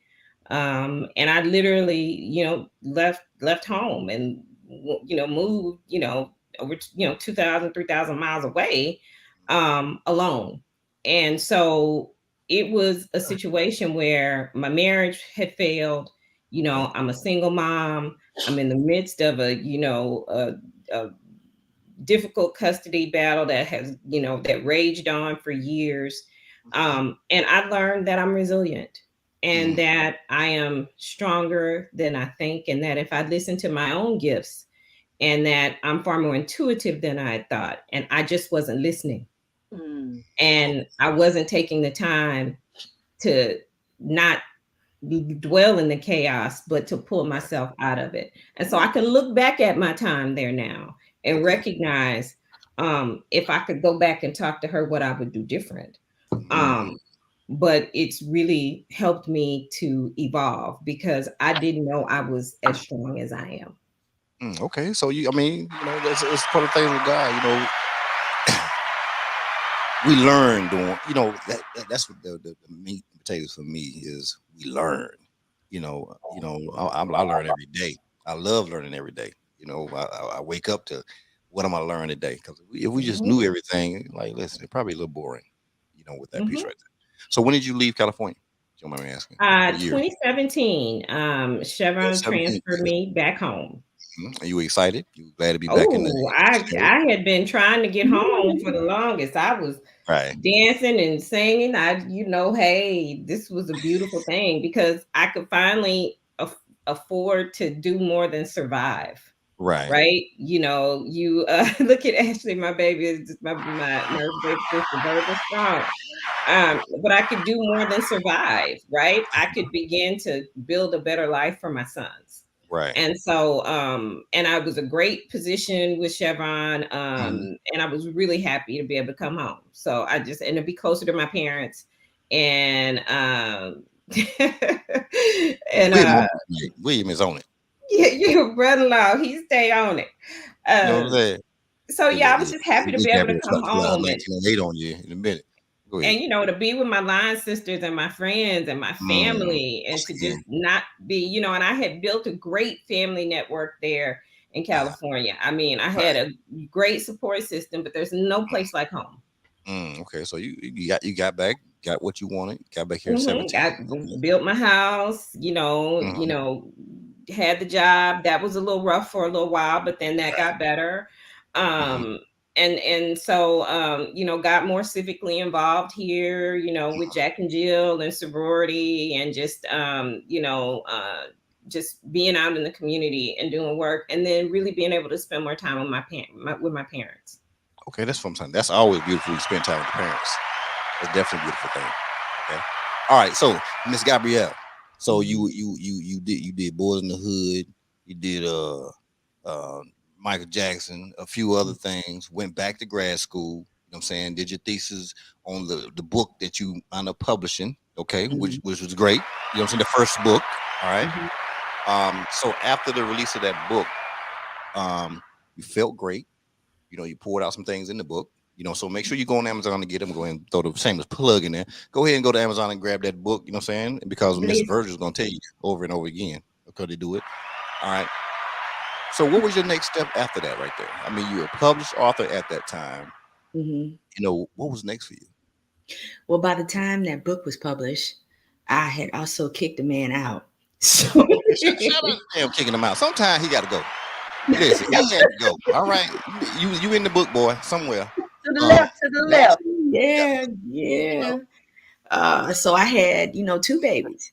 Okay, You a two know, piece, ain't like, no wrong two piece. yeah, like sis, I was a single mom with 2 babies and working and taking babies to school and living life and Right. being active. And I didn't have any family in California either, except for her. Okay. And she lived in up north and I lived in Southern Right. California. So we had to make it work. Had to find family where we found family. But that's where Tammy and Rochelle come in. Word. They still my family, but they were still my family. Yeah, Tammy, Rochelle. Rochelle sounded like she was a scrapper anyway. Oh, Rochelle is definitely a scrap. You don't want to I felt it. I felt it in the name. You felt it. You felt it. Guys, did you feel that? I knew Rochelle was the scrapper in the group. Yes. Popping kids and listen, we go in the store. Listen, don't ask me for nothing. That was Rochelle right there. Rochelle plays no game. No games. Sit over there. Sit down over there. And get this, Rochelle has a sister. Rochelle is an AKA, and she has a sister who is a Delta. Yeah. Come on now. Y'all flip-flopping around there. Yeah. Shout out to the flip-flop people around there. Everybody's supposed to want to be opposite what they are. But it's all good. Oh, that's what it is. It's Oaktown. I understand now, Rochelle. So I don't want to say nothing bad about you. Yeah, don't she for you. But listen, Rochelle, I want you to call in tonight too. I'm gonna put the number up. But did you do like the Oaktown 357 girls? You know what I'm saying? Remember them? Oaktown 357. Y'all better act like y'all don't know. Playing with y'all acting all bougie. Let me get y'all a quick commercial break. You know what I'm saying? With my girl, Sunshine Trucking. I remember my first paycheck as a company driver. I was appalled. How could I survive on $600 a week gross? Paying bills and managing over the road on a trainer's truck, things could get tight. I knew then that I had to help create the change that I wanted to see. To be impactful to the underserved trucking community, I founded my nonprofit Sunshine for Truckers.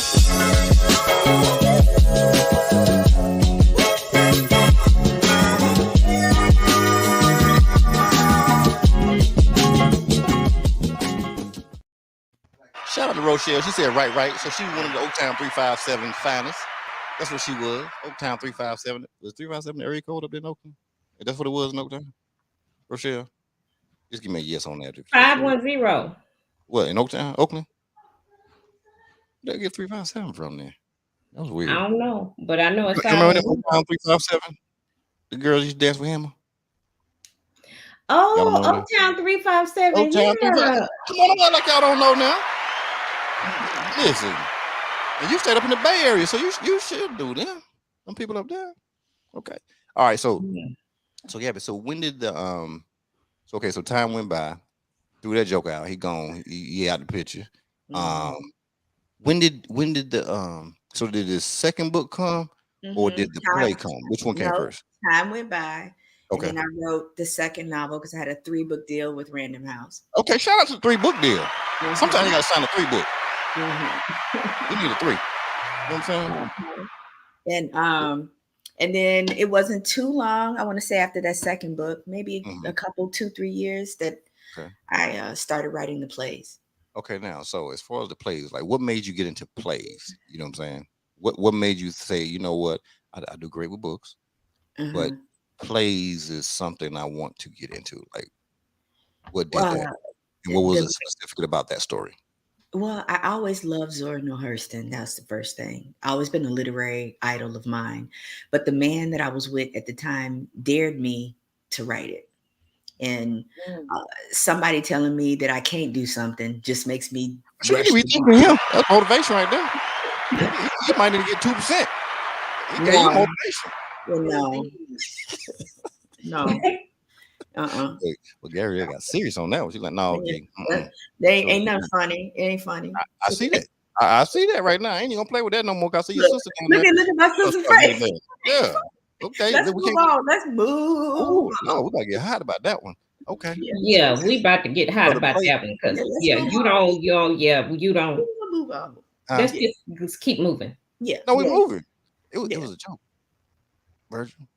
Okay, yeah, because let's keep moving on that one. Because I almost hurt him. So let's keep moving. Let's move. Oh, Keep well, shut moving. up there right there, because we know them hands gonna come out at some time. And you're like, so you wrote the play. You motivated to write the play because Right. you always you know what I'm saying, you liked her. Right. And you liked what she represented it, right? Mhm. So you started writing. How long did it take you to really kind of get that piece out before acting? Actually, not long, because No? playwriting is a lot different than novel writing. Mm. So for me, I can write a play very quickly. It's just the Okay. research that takes me a long time. So I researched for a year, but then wrote the play really quickly. Okay. All right. Wrote So the play in a month and a half. so once you wrote it, Mhm. did you have in mind like who you wanted to play it?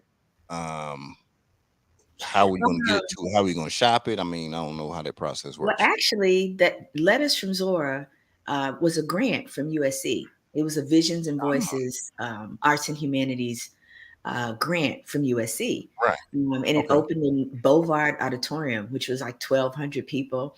And that play, I want to say, sold out. Sis, I think, was it like 3 days, 3 or 4 In 3 days. Yeah, I still hold the record because the second play after that, I sold it out in 3 or 4 hours. Well, shout out to your sellout game is strong. Then we need to go start selling that back out here. Let's go sell that back out some more then. Yes, it's strong. For real? Your sellout game that strong? That's strong. Yeah. Oh, we need to go ahead and start selling it out again then or something. Okay, anyway. Well, So we did it. You know, we did that. Stay back in the time period. So Yeah. when you were doing, like, who was performing? So when I was in the process of writing the play, I was very active in the AK chapter, Eta Lambda Omega, in Pasadena, Altadena, California. Okay. And I ended up having to share an event, and we needed a speaker. And I told you I'm very introverted. And one of my sorors at the time, somebody said Vanessa Bell Calloway might be interested in sharing this event. So we did a coin toss. I lost the coin toss. So I had to go speak to Vanessa. And it was during that process of speaking with Vanessa that she realized that I was the Gabrielle Denise Pina, who was the novelist. And so then we started talking, and I thought to myself, you know what? I think you could do this. And she had never done anything like Letters from Zora ever. Matter of fact, because of she won her first award for Letters from Zora. She had never won an award before Letters from Zora. Are you serious? I am totally serious. Shout out to your pen. Your pen game strong. We won the Image Theater Award for Letters from Zora. Are you serious? And she said, you know, that's so far away and I can't commit. And I said, I tell you what, I'm going to just go ahead and send it to you.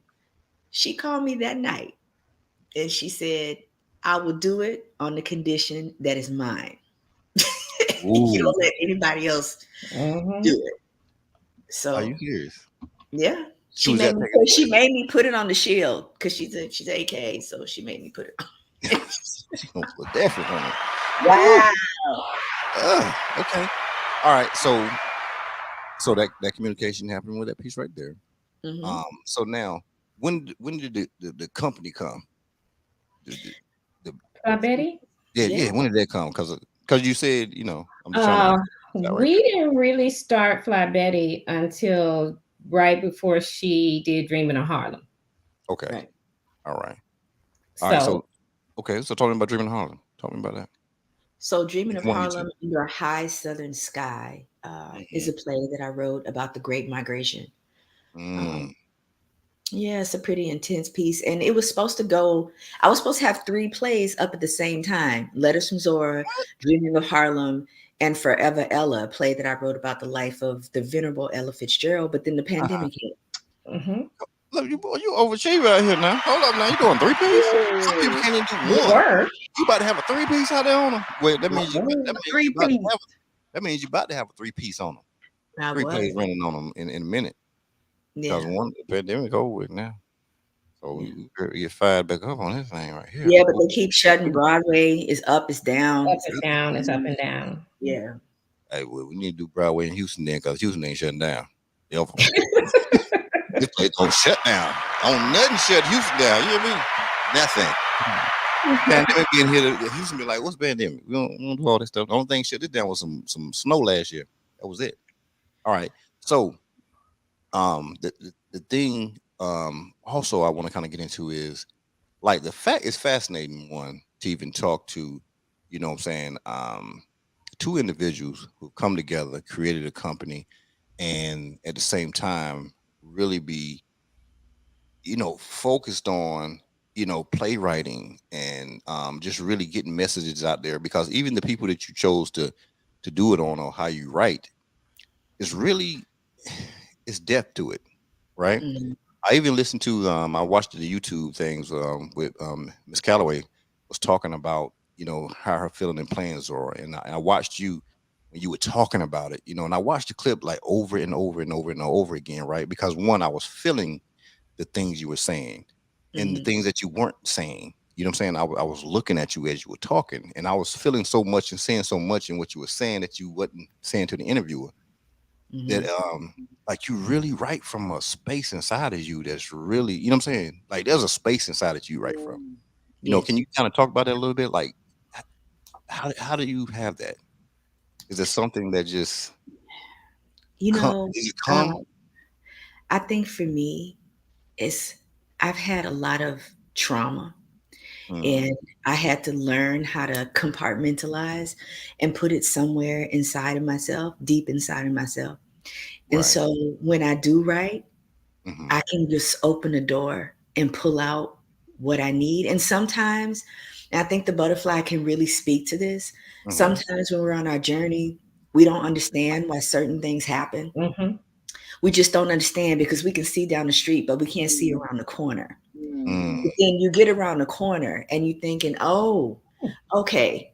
See, I understand that. And because I am also a professor, I've had students that I can immediately relate to because I understand that. mm, And so that really informs my writing and it helps my writing because the things that I thought were going to break me, they mm, only make me stronger and I can pull from them and use them however I see fit. So if I need for you to laugh, you're going to laugh. If I need for you to sob, you're going to right. sob. If I need for you to feel angry, right, and indignant and furious, you're going to feel that Mm-hmm. too. And if I need for you to feel broken, you're going to Right. feel that too.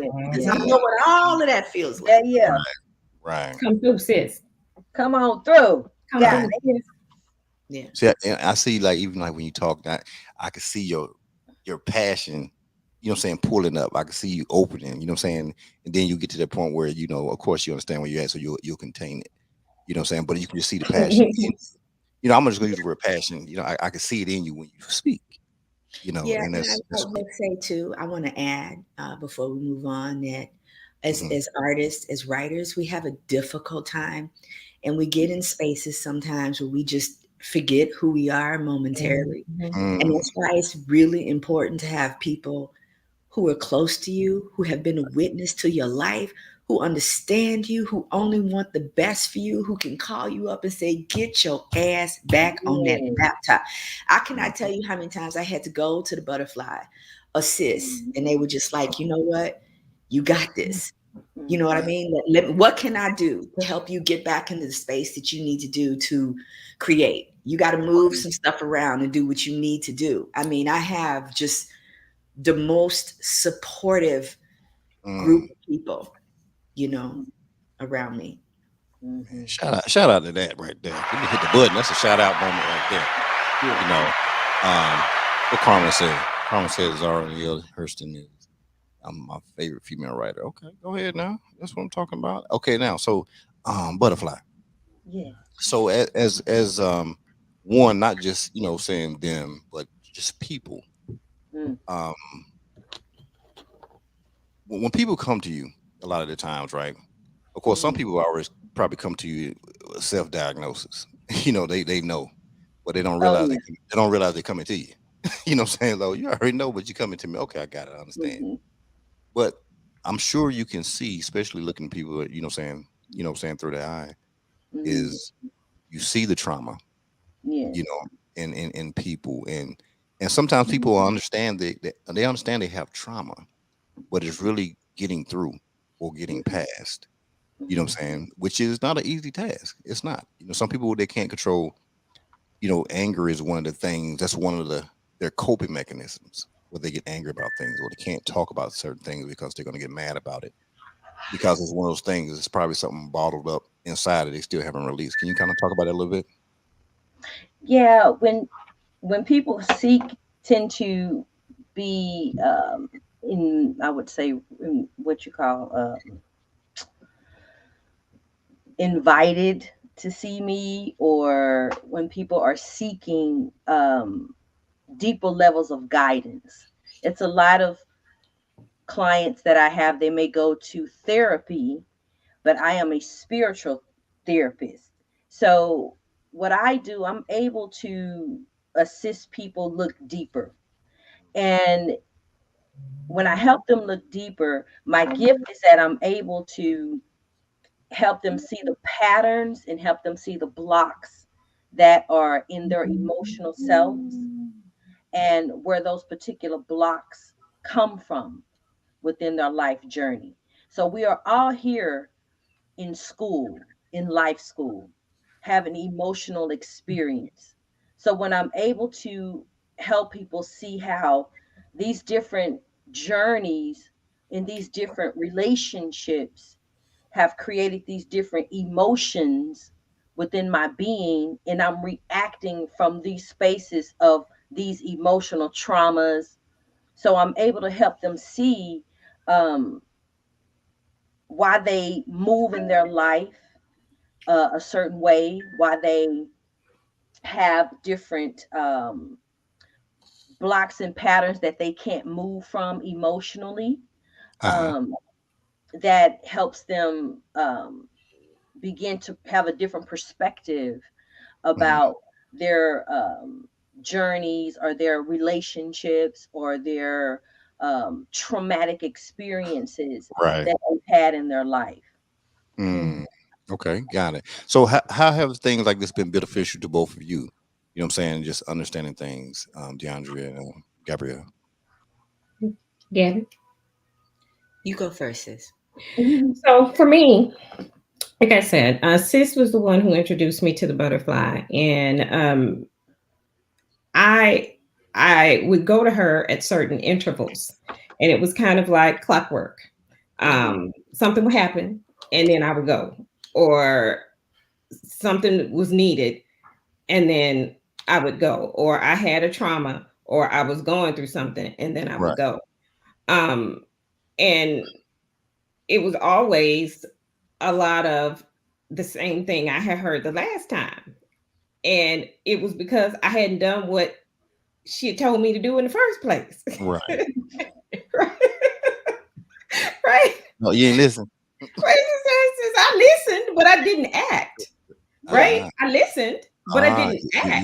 you heard, but you didn't I do no heard, action. There was no and action. and then, or I would act, and then I would fall off, and I would maintain the consistency. And doing spiritual Mhm. work is what I've learned from her is about consistency and giving to yourself and understanding that if you don't take care of you and you don't take care of your spiritual being, then Right. the rest of your life is going to slowly disintegrate and there'll be chaos. But if you start from your core, your center, your who you are as a being, and begin to Right. look out and reflect on, okay, what are the things that I need to really work on? Okay, Mm, let Mhm. me do what she told me to do. Let me take these actions and be consistent around what it is I need to do to for myself. Mhm. And so the whole concept of self-care, it's become very, very, popular in like this last year. But Right. she's been teaching us to practice self-care from the beginning. It just Mhm. wasn't coined that way. It was very clear. mhm, Um, in terms of now, I lost my mom in April, I lost my dad in September, and then I lost my brother on Christmas Day. Right. Um, I called her the next day to say, you Mhm. know what? I'm not going to be able to do this. I've got a regular therapist, but I need something more. And Right. so that's when I started this journey with her. And we meet weekly and we talk about a variety of things. But the whole Right. conversation you and I had about managing and your vibration on your divine feminine and masculine, I have a lot of trauma and a lot of things I have to heal from to get to Right. that place. And Yep. that's part of the program that I'm on with her right now. mhm, Okay. All right. Gabrielle. I would say working with the spiritual healer, for me personally, working with the butterfly over the years, has helped me really learn to embrace myself and all facets and aspects of myself. So as somebody who always felt like an outsider, who was always very different, who marched to her own beat that wasn't in sync with anybody else's. She really helped me hone in on that and just embrace every facet of myself and be cool with it. Be okay with it, just hey, I'm me. And if I'm the only person that's me, then that's cool. I'm cool with that too. Right. So she's really been instrumental in helping me to be completely comfortable in my own skin. Shout out to that right there. Oh, go ahead, butterfly. Butterfly doing her thing. I think the biggest thing is what we all have learned, period, from each other, and as we need to learn as a people, that we have to give ourselves permission to heal. And I think that's a big thing too with working with my sisters here, is that was one of the biggest steps was giving self permission to heal and say, I need to heal thyself.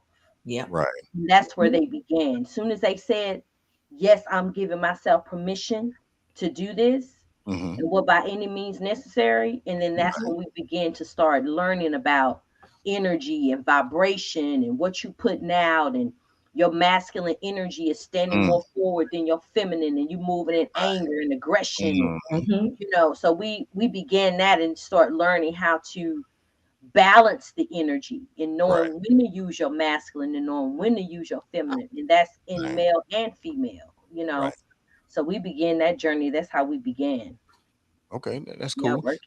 We got about 5 minutes, because when we understand what time it is out there on the East Coast, so then I appreciate you staying up this. I know you got the do thing, but we just want to throw the number up real quick, and I would love for William to call in if he could. I would greatly appreciate that, because that would kind of we're in on the real note. I know he's still listening, so William, if you don't mind, William, would you call in, please? And I got my phone ready. Professor Dr. William Ashanti Hobbs. In here because he been on it tonight. Doctor. The doctor. Big Will. Big Will, what they call him. Pretty Will, what they call him. They do. They do. They do. Pretty Will. They do. Best dressed brother I know. Come on, out of him. Out of him. Wait, we a noob or something? No. Okay. He's me. He's me, find me. He's me, find me. Okay, that's what I'm talking about. Shout out to that right there. Shout out to that. He's me, find me. He gonna call? He said he gonna call? Hold on. Yeah. Oh yeah, that's him right there. I got him right there. Don't play with it. Yeah. He gonna call in. He can call in right here. He got time. Who got on the line? Stupid. We can't hear him. We can't hear him. Big Will. Hello? Maybe because he took it. I got you. Will. It's probably because he has a janky Android. Oh, stop it. He may as well just come on downstairs. You hear me through your phone? Yeah, I can hear you. Through your phone, right? Yes. Yeah, so I wonder why it's not. Yeah. I can sit right next to you. No, because they won't be able to hear you. Yeah, just bring him I'm downstairs. gonna hang up and call you. Hold on. I'm gonna hang up and call you on your phone. Yeah, he did it. Don't worry about it, B. He coming downstairs. He might as well just get No, you want to hear it. You gotta be able to hear it. Okay. Let me handle this, Miss Virgil. Hello. Hello. Can you hear me? Okay. Yeah, I can hear you. Okay, yeah. Go away from her though, because it's her thing is gonna put you on a whole other room. All right. Big Will, what's going on, Pretty Will? That's what they call you now on the streets. Now the streets say they call you Pretty Will. I said, you know what? I was looking at your comments. I said, Pretty Will know the stories and stuff like that. Your girl out there, she throwing Crisco on people and everything. Yeah. I mean, well, that was before my time. She was in her Al Green phase. But I just want to say, The Pretty Willie thing. I mean, that wasn't my official street name. My official street name was Big Daddy T-Bone Love Steak. Ooh. she had the grease to cook the steaks too. Let's let you know that right there. Yeah, that's Oh my God. sizzling. Look, you don't got a hot now. She done took a daggone sweat off. Cardigan came off there. Good job. Pretty Will, you must have came down. There's menopause. You must have came downstairs and gave her the look and stuff. You done gave her the look. You came downstairs. Hey man, I can't tell all my secrets. Hey, check this out real quick because I don't want to be long. I know it's late over there, but this is the thing I want to ask you, right? Like, how does it feel? You know what I'm saying to watch her and see that she does what she do. Like how proud are you of her? I'm immensely proud. I'd have to go so far as to say I've learned a lot from her. You know, as a man, you're supposed to be the leader, so on and so forth. But as far as, she'll see something in herself that she wants to improve upon. And it's like, she's on it. She's holding herself accountable better than anybody else. I mean, she has a support team and everything, but it's like the passion she has for self-improvement is amazing. It is absolutely amazing. And I enjoy trying to keep up with it, to be honest with you. Come on now. I know you. Listen, I can probably just seeing the type of woman she is. Trust me, you got to be super. You got to be a super guy because I don't think she would follow anybody that wasn't super. You know what I'm saying? So Absolutely. So my hat's off to you, my brother. And one last thing I want to ask you before you get off this phone right here. And this is this is something that myself and D'Andrea were talking about. We were talking about women with masculine energy, right? And they operating their masculine. And because as we look in society, and one of the things I had on my show, I had a panel of 5 what people consider high value women. I had them on my show, and so the question was to them like, why are there so many single women? A lot of these women were business owners, and they're bosses in their own right, and they do things. And I had them on the show to kind of ask them why. And I want to ask you, why do you think? Because some of them say that a lot of the guys were intimidated by them, and because they like, no, I'm a go getter, and I got to be a go getter. I'm gonna come at them, and they're moving their shoulders just the way I'm moving it. And so, do you see a lot of women operating in the masculine, possibly at the wrong time, or is there a wrong time when they're dealing with a man? Oh, there's definitely a wrong time, but the thing is, and this is something with my teaching at HBCU, I come across a lot of students who are first generation college students, and they come from places that are kind of rough, and you're talking to them, and they're popping off on you, like, wait a minute, I'm a professor. Who are you talking to like that? And they look at you like, well, what do you mean? That's why we handle things. No, you're in a different place. You're in a different space. That works at home. I get it. That doing that has gotten you to this point. But now you're at a point where it's time to switch that up. So you're looking at a lot of women who've dealt with trauma, whose fathers haven't shown up, so on and so forth, and they had to come hard. There was nobody else there to do that. So now they're coming up on somebody. Here's this. Okay. I like the idea of being with a man, but boy, I ain't seen one act. So, how can I get closer to you and keep my guard up at the same time? Ooh, right. If that makes any sense. Nah, I understand. So, so they'll try. Many of them, some of them I call resume queens. Like, okay, well, I'm gonna tell you where I've been, what I've done, how much I'm making, and if that scares you off, we're good. You wouldn't worth my time anyway. Right. But in some instances, you could come across a dude that, I don't know, maybe he owns a car wash. Right. But with the energy that you coming with, he's like, you know what? This doesn't. This seems like it's too much work. Right. Let me go find somebody, at the Waffle House who appreciate me or whatever the case is. That's true. Not the Waffle House, man. Come on, now. That's my spot too. That's my spot. Yeah, that's recession. Hey. I knew he wasn't gonna be able to make it. What's that? I knew he wasn't gonna be able to make it without saying something crazy. I knew it. No, that's cool though, but it's very insightful, and it's just especially you speaking from that aspect with you being around the students and stuff like that. You're seeing that and you're encountering that a lot because these are the individuals or women who are going to go out there in the after they finish school. And so now are they going to line up with certain people? And I'm sure a lot of cases, in probably a lot of your classes, whether it's in the women lecture, women outnumber the men. 8-1 That, or more. there, And, there you go. Wow. Yeah. And that's how Yes. it is. So Yeah. now, Yeah. so every year as schools graduate, they continue to graduate, and that ratio is getting higher in a lot of No, places, well, right? well, not only that, you have the brothers that don't go to college and they're like, well, I'm going to start my own business or whatever. Uh-huh. Sisters are out there starting their own businesses, at a faster rate than everybody. So everywhere a brother looks, dudes, women are excelling. Right. So it's like, okay, I need somebody, yes, they're excelling, but can they slow down a minute just to hear me out Mm, and see if I can fit anywhere in this? right. And, that's another thing where a woman's like, okay, you gotta earn my trust to fit in to what I have. But then the man is like, if you don't give me a chance to fit in, what's the point of this? Mm, You know. So that's it's complex, man. it is. And It is. the most disheartening thing is just that, to see another generation of it coming out of these classrooms. Yeah, I spend more time, especially my last university, trying to teach kids how to deal with one another in relationships after class. Like Mm, you see, this guy and this girl that usually sit together, and now they're on total opposite sides of the room, and they gave you that look. Oh, we got to talk to you after class. Yeah, no, I know.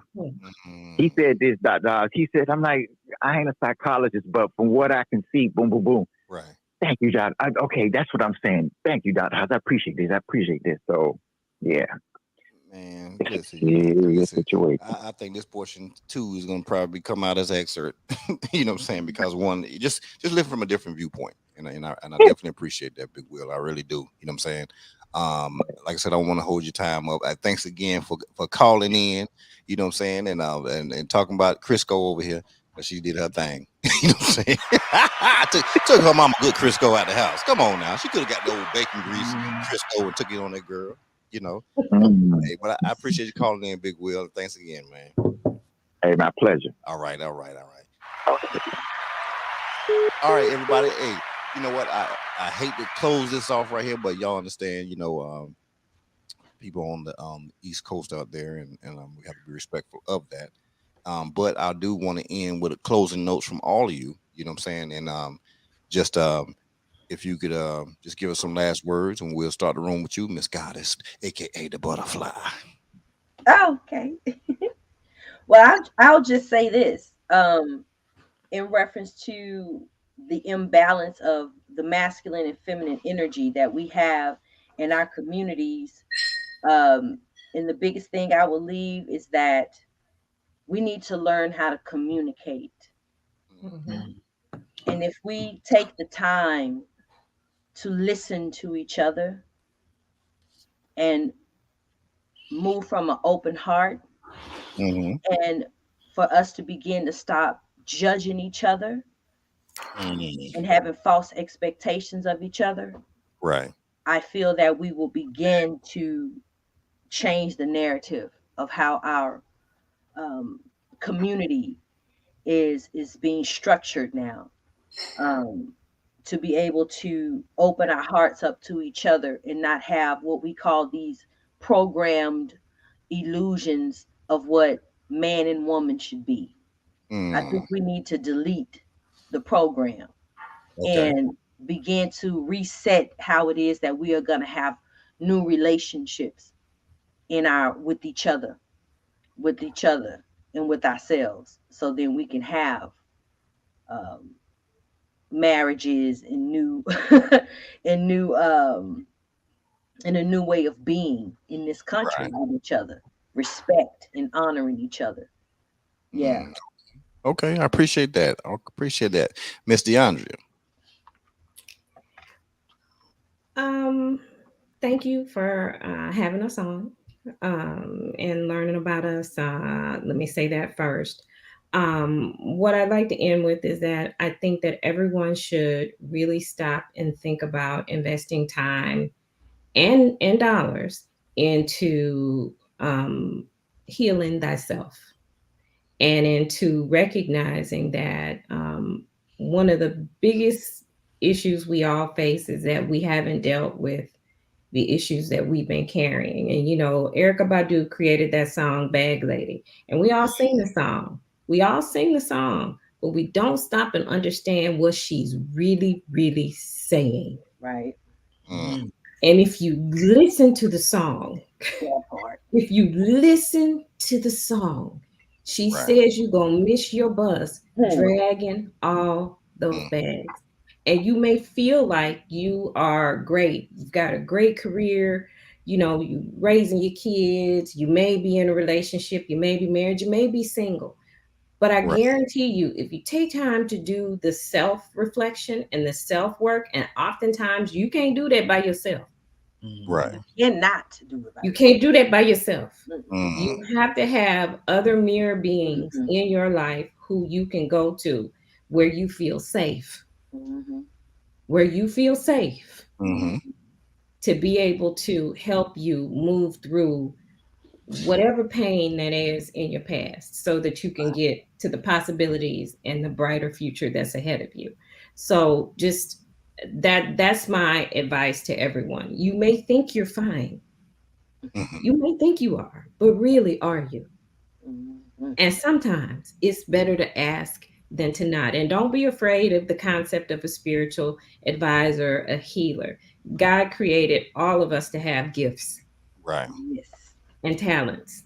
And he sends certain people here to be able to help him do what it is he needs to do and to help you along your path. Right. Indeed. And the butterfly is such a person. And there are others, but she is such a person. But you got to know who's real and who's fake in that world. Indeed. And it's important to referrals are important Yeah. in the spiritual realm. And Yes, so, it is. you know, and hey, what I'll say is, hey, I have a therapist and I have the butterfly. I have my sister and I have a group of women around me that I'm so thankful for. And so, as Sis said, I would not be here today were it not for my village. And that starts from my line sisters all the way up to today, to my Jack and Jill sisters, to my family. And just we got to heal ourselves because there's this big gap between men and women, and there's just whole vibration levels just got to change. It can be done, but we all have to communicate. Okay. All right. It starts with you. Good words. Good words. We have to look in that mirror. We have to look in the mirror. Have to look in that mirror. Hey, And Miss Michael Jackson say, "I'm looking at the man in the mirror." I know that's right. Michael Jackson. Miss Gabrielle. I'm a piggyback on what both of my sisters have said here. And the best thing I could say is to take the time to reintroduce yourself to your own soul. And that's a very mystical, difficult, and rewarding journey. And once you do that, be mindful of the energy that you allow into your space. Because most of us need to take out the trash. And sometimes it's hard to take out the trash, but you got to take out the trash in order for you to get where you need to be, not just inside of yourself, but outside of yourself as well. So for me, energy is very important. If it is not uplifting you, if it is not healing you, if there is not a productive reciprocal exchange, it is a waste of your time. All day. You cannot get the time back. So dealing with your own soul and minding the energy in your field, in your space. Right. Come on now, you can't be talking. See, why you want to do that right there? See, Indeed. You know what I'm saying? You get what I'm saying, guys. You see what I'm saying? You can't do stuff like that. Come out like that, and then we in. See, you just pull people in. Well, then you just have to invite us back. You just have to invite us back. That's right. Well, you know that's too easy. You heard the Empress. Stop playing with me. Yeah, you know that's too easy right there. Play with the wrong person. You know, comeback game is strong. All right, so I will ask this last thing right here. When is the play gonna come back out so we can? When can we look forward to that? Well, I want to see. You know, Miss Calloway. You know, that's my boo right there. She don't realize it, but you know. Actually, I know she's married and everything, but still my boo. Yeah, actually, we're looking at putting it back up maybe the end of April or the beginning of fall, because we were Uh-huh. trying to do it in February at the end Yeah. of this month for Uh-huh. Black History Month. But Right. the numbers have been going crazy in different, like in LA, the numbers are much higher than they are here. And Gotcha. Vanessa is getting ready to turn 65. She looks fabulous. She sure But does. she does, but I have to be mindful of her health and her concerns. So Got it. as soon as we're able to, We'll we be at. certainly will. Okay. Well, we definitely gonna be on it here out for that, to listen for that. Because one, I'm gonna have to make that trip. I gotta go see that right there. Yes, you do. Real talk. Well, it'll be it'll probably be in Virginia. Okay, well that's too easy too. You know what I'm saying? Shout out that right there. My daughter in Virginia. Don't play with me. I get Virginia to say. That don't mean nothing to me. And my daughter in LA. So listen, I got a daughter in Virginia, I got a daughter in LA. Listen, I'm covered. Good to go. That's what we do. Well, those are the two locations. I really appreciate you guys. Butterfly, put your information up there on the front right there so people can see it, like your website and everything. So please understand what transpired here tonight, everybody. It's one of those things we can have clinical people we talk to all day long, and that's great, and it's a great thing because we need to do those things right there. But when we're really ready to touch and talk the inside, you know what I'm saying? It's an inside thing, and it really is a spiritual contact with it, and we all have it. We all have a spiritual inside. I don't care who you are, and so sometimes we need to kind of understand those things, or really kind of get people to help us or guide us through it, because it is ours no matter what. But there are people out here that can help guide us through, what I'm saying, and make us have an understanding, or just really make us look at things in a different aspect. Okay. Absolutely. I really appreciate you ladies for coming on tonight. Thank you so much for the time and everything. I think this was a great show, and I'm really we'll do another one. People say that, this ain't none of the Hollywood talk here. We will do another one, because I even talked to D'Andrea about it before. I said, hey, you know what I'm saying? Because I had something happen today, so I couldn't get down and get her. I said we'll do another one, and when she'll be in the house, and then we'll do it again. So I think it's gonna be great. We're gonna make it happen. And I hopefully we'll be talking about the play, so we can go see that right there and make it happen. Yes. So, Rochelle, she's working on a new book. Is she? Yeah. Oh, you don't have a title yet, right? Because y'all don't name it till after. I always have a title. Oh, you do title? Okay, I heard some people they're like they'll have a name that changes. She gonna tell it. It's called a season for hummingbirds. Ooh, a season. Ooh, season for hummingbirds. And if we do this again, the butterfly. We got time for no. The butterfly now will come up to Houston, so we can all be in the same. Yes, we gonna come. Yes, okay, we'll come. Then what you gonna do? I saw the Luna Fool. I saw it. Yeah, Luna Fool over there. Crisco in there. Hey, Rochelle jumped back in here. She said, "You all are wonderful. Thank you so much, Rochelle. Thank you, Rochelle. I appreciate wherever everybody is at, wherever you're listening from. I really appreciate you taking the time to really listen to this and definitely understand, like I said, the spiritual aspects of things, and it's very important. Thank you all again. Y'all have a great night. I appreciate you, and as always, you're part of the G5 family, so y'all good to go. That's how we do it. Thank you We so want much. our t-shirts and our candles. Oh, see, we want our t-shirts and our candles. she couldn't hold on. She could not hold on, could she? Yes, we do. All right. I will make that happen. I'm gonna end with this commercial, and then we'll go ahead and get on up out of here. And thanks a lot, y'all. Thank you. Thank you. Brother. When you're ready for that pickup, there's only one juice to go for, and that's the Jaw Juice. That's 281-455-8797. Get you some of that good stuff. Jaw Juice.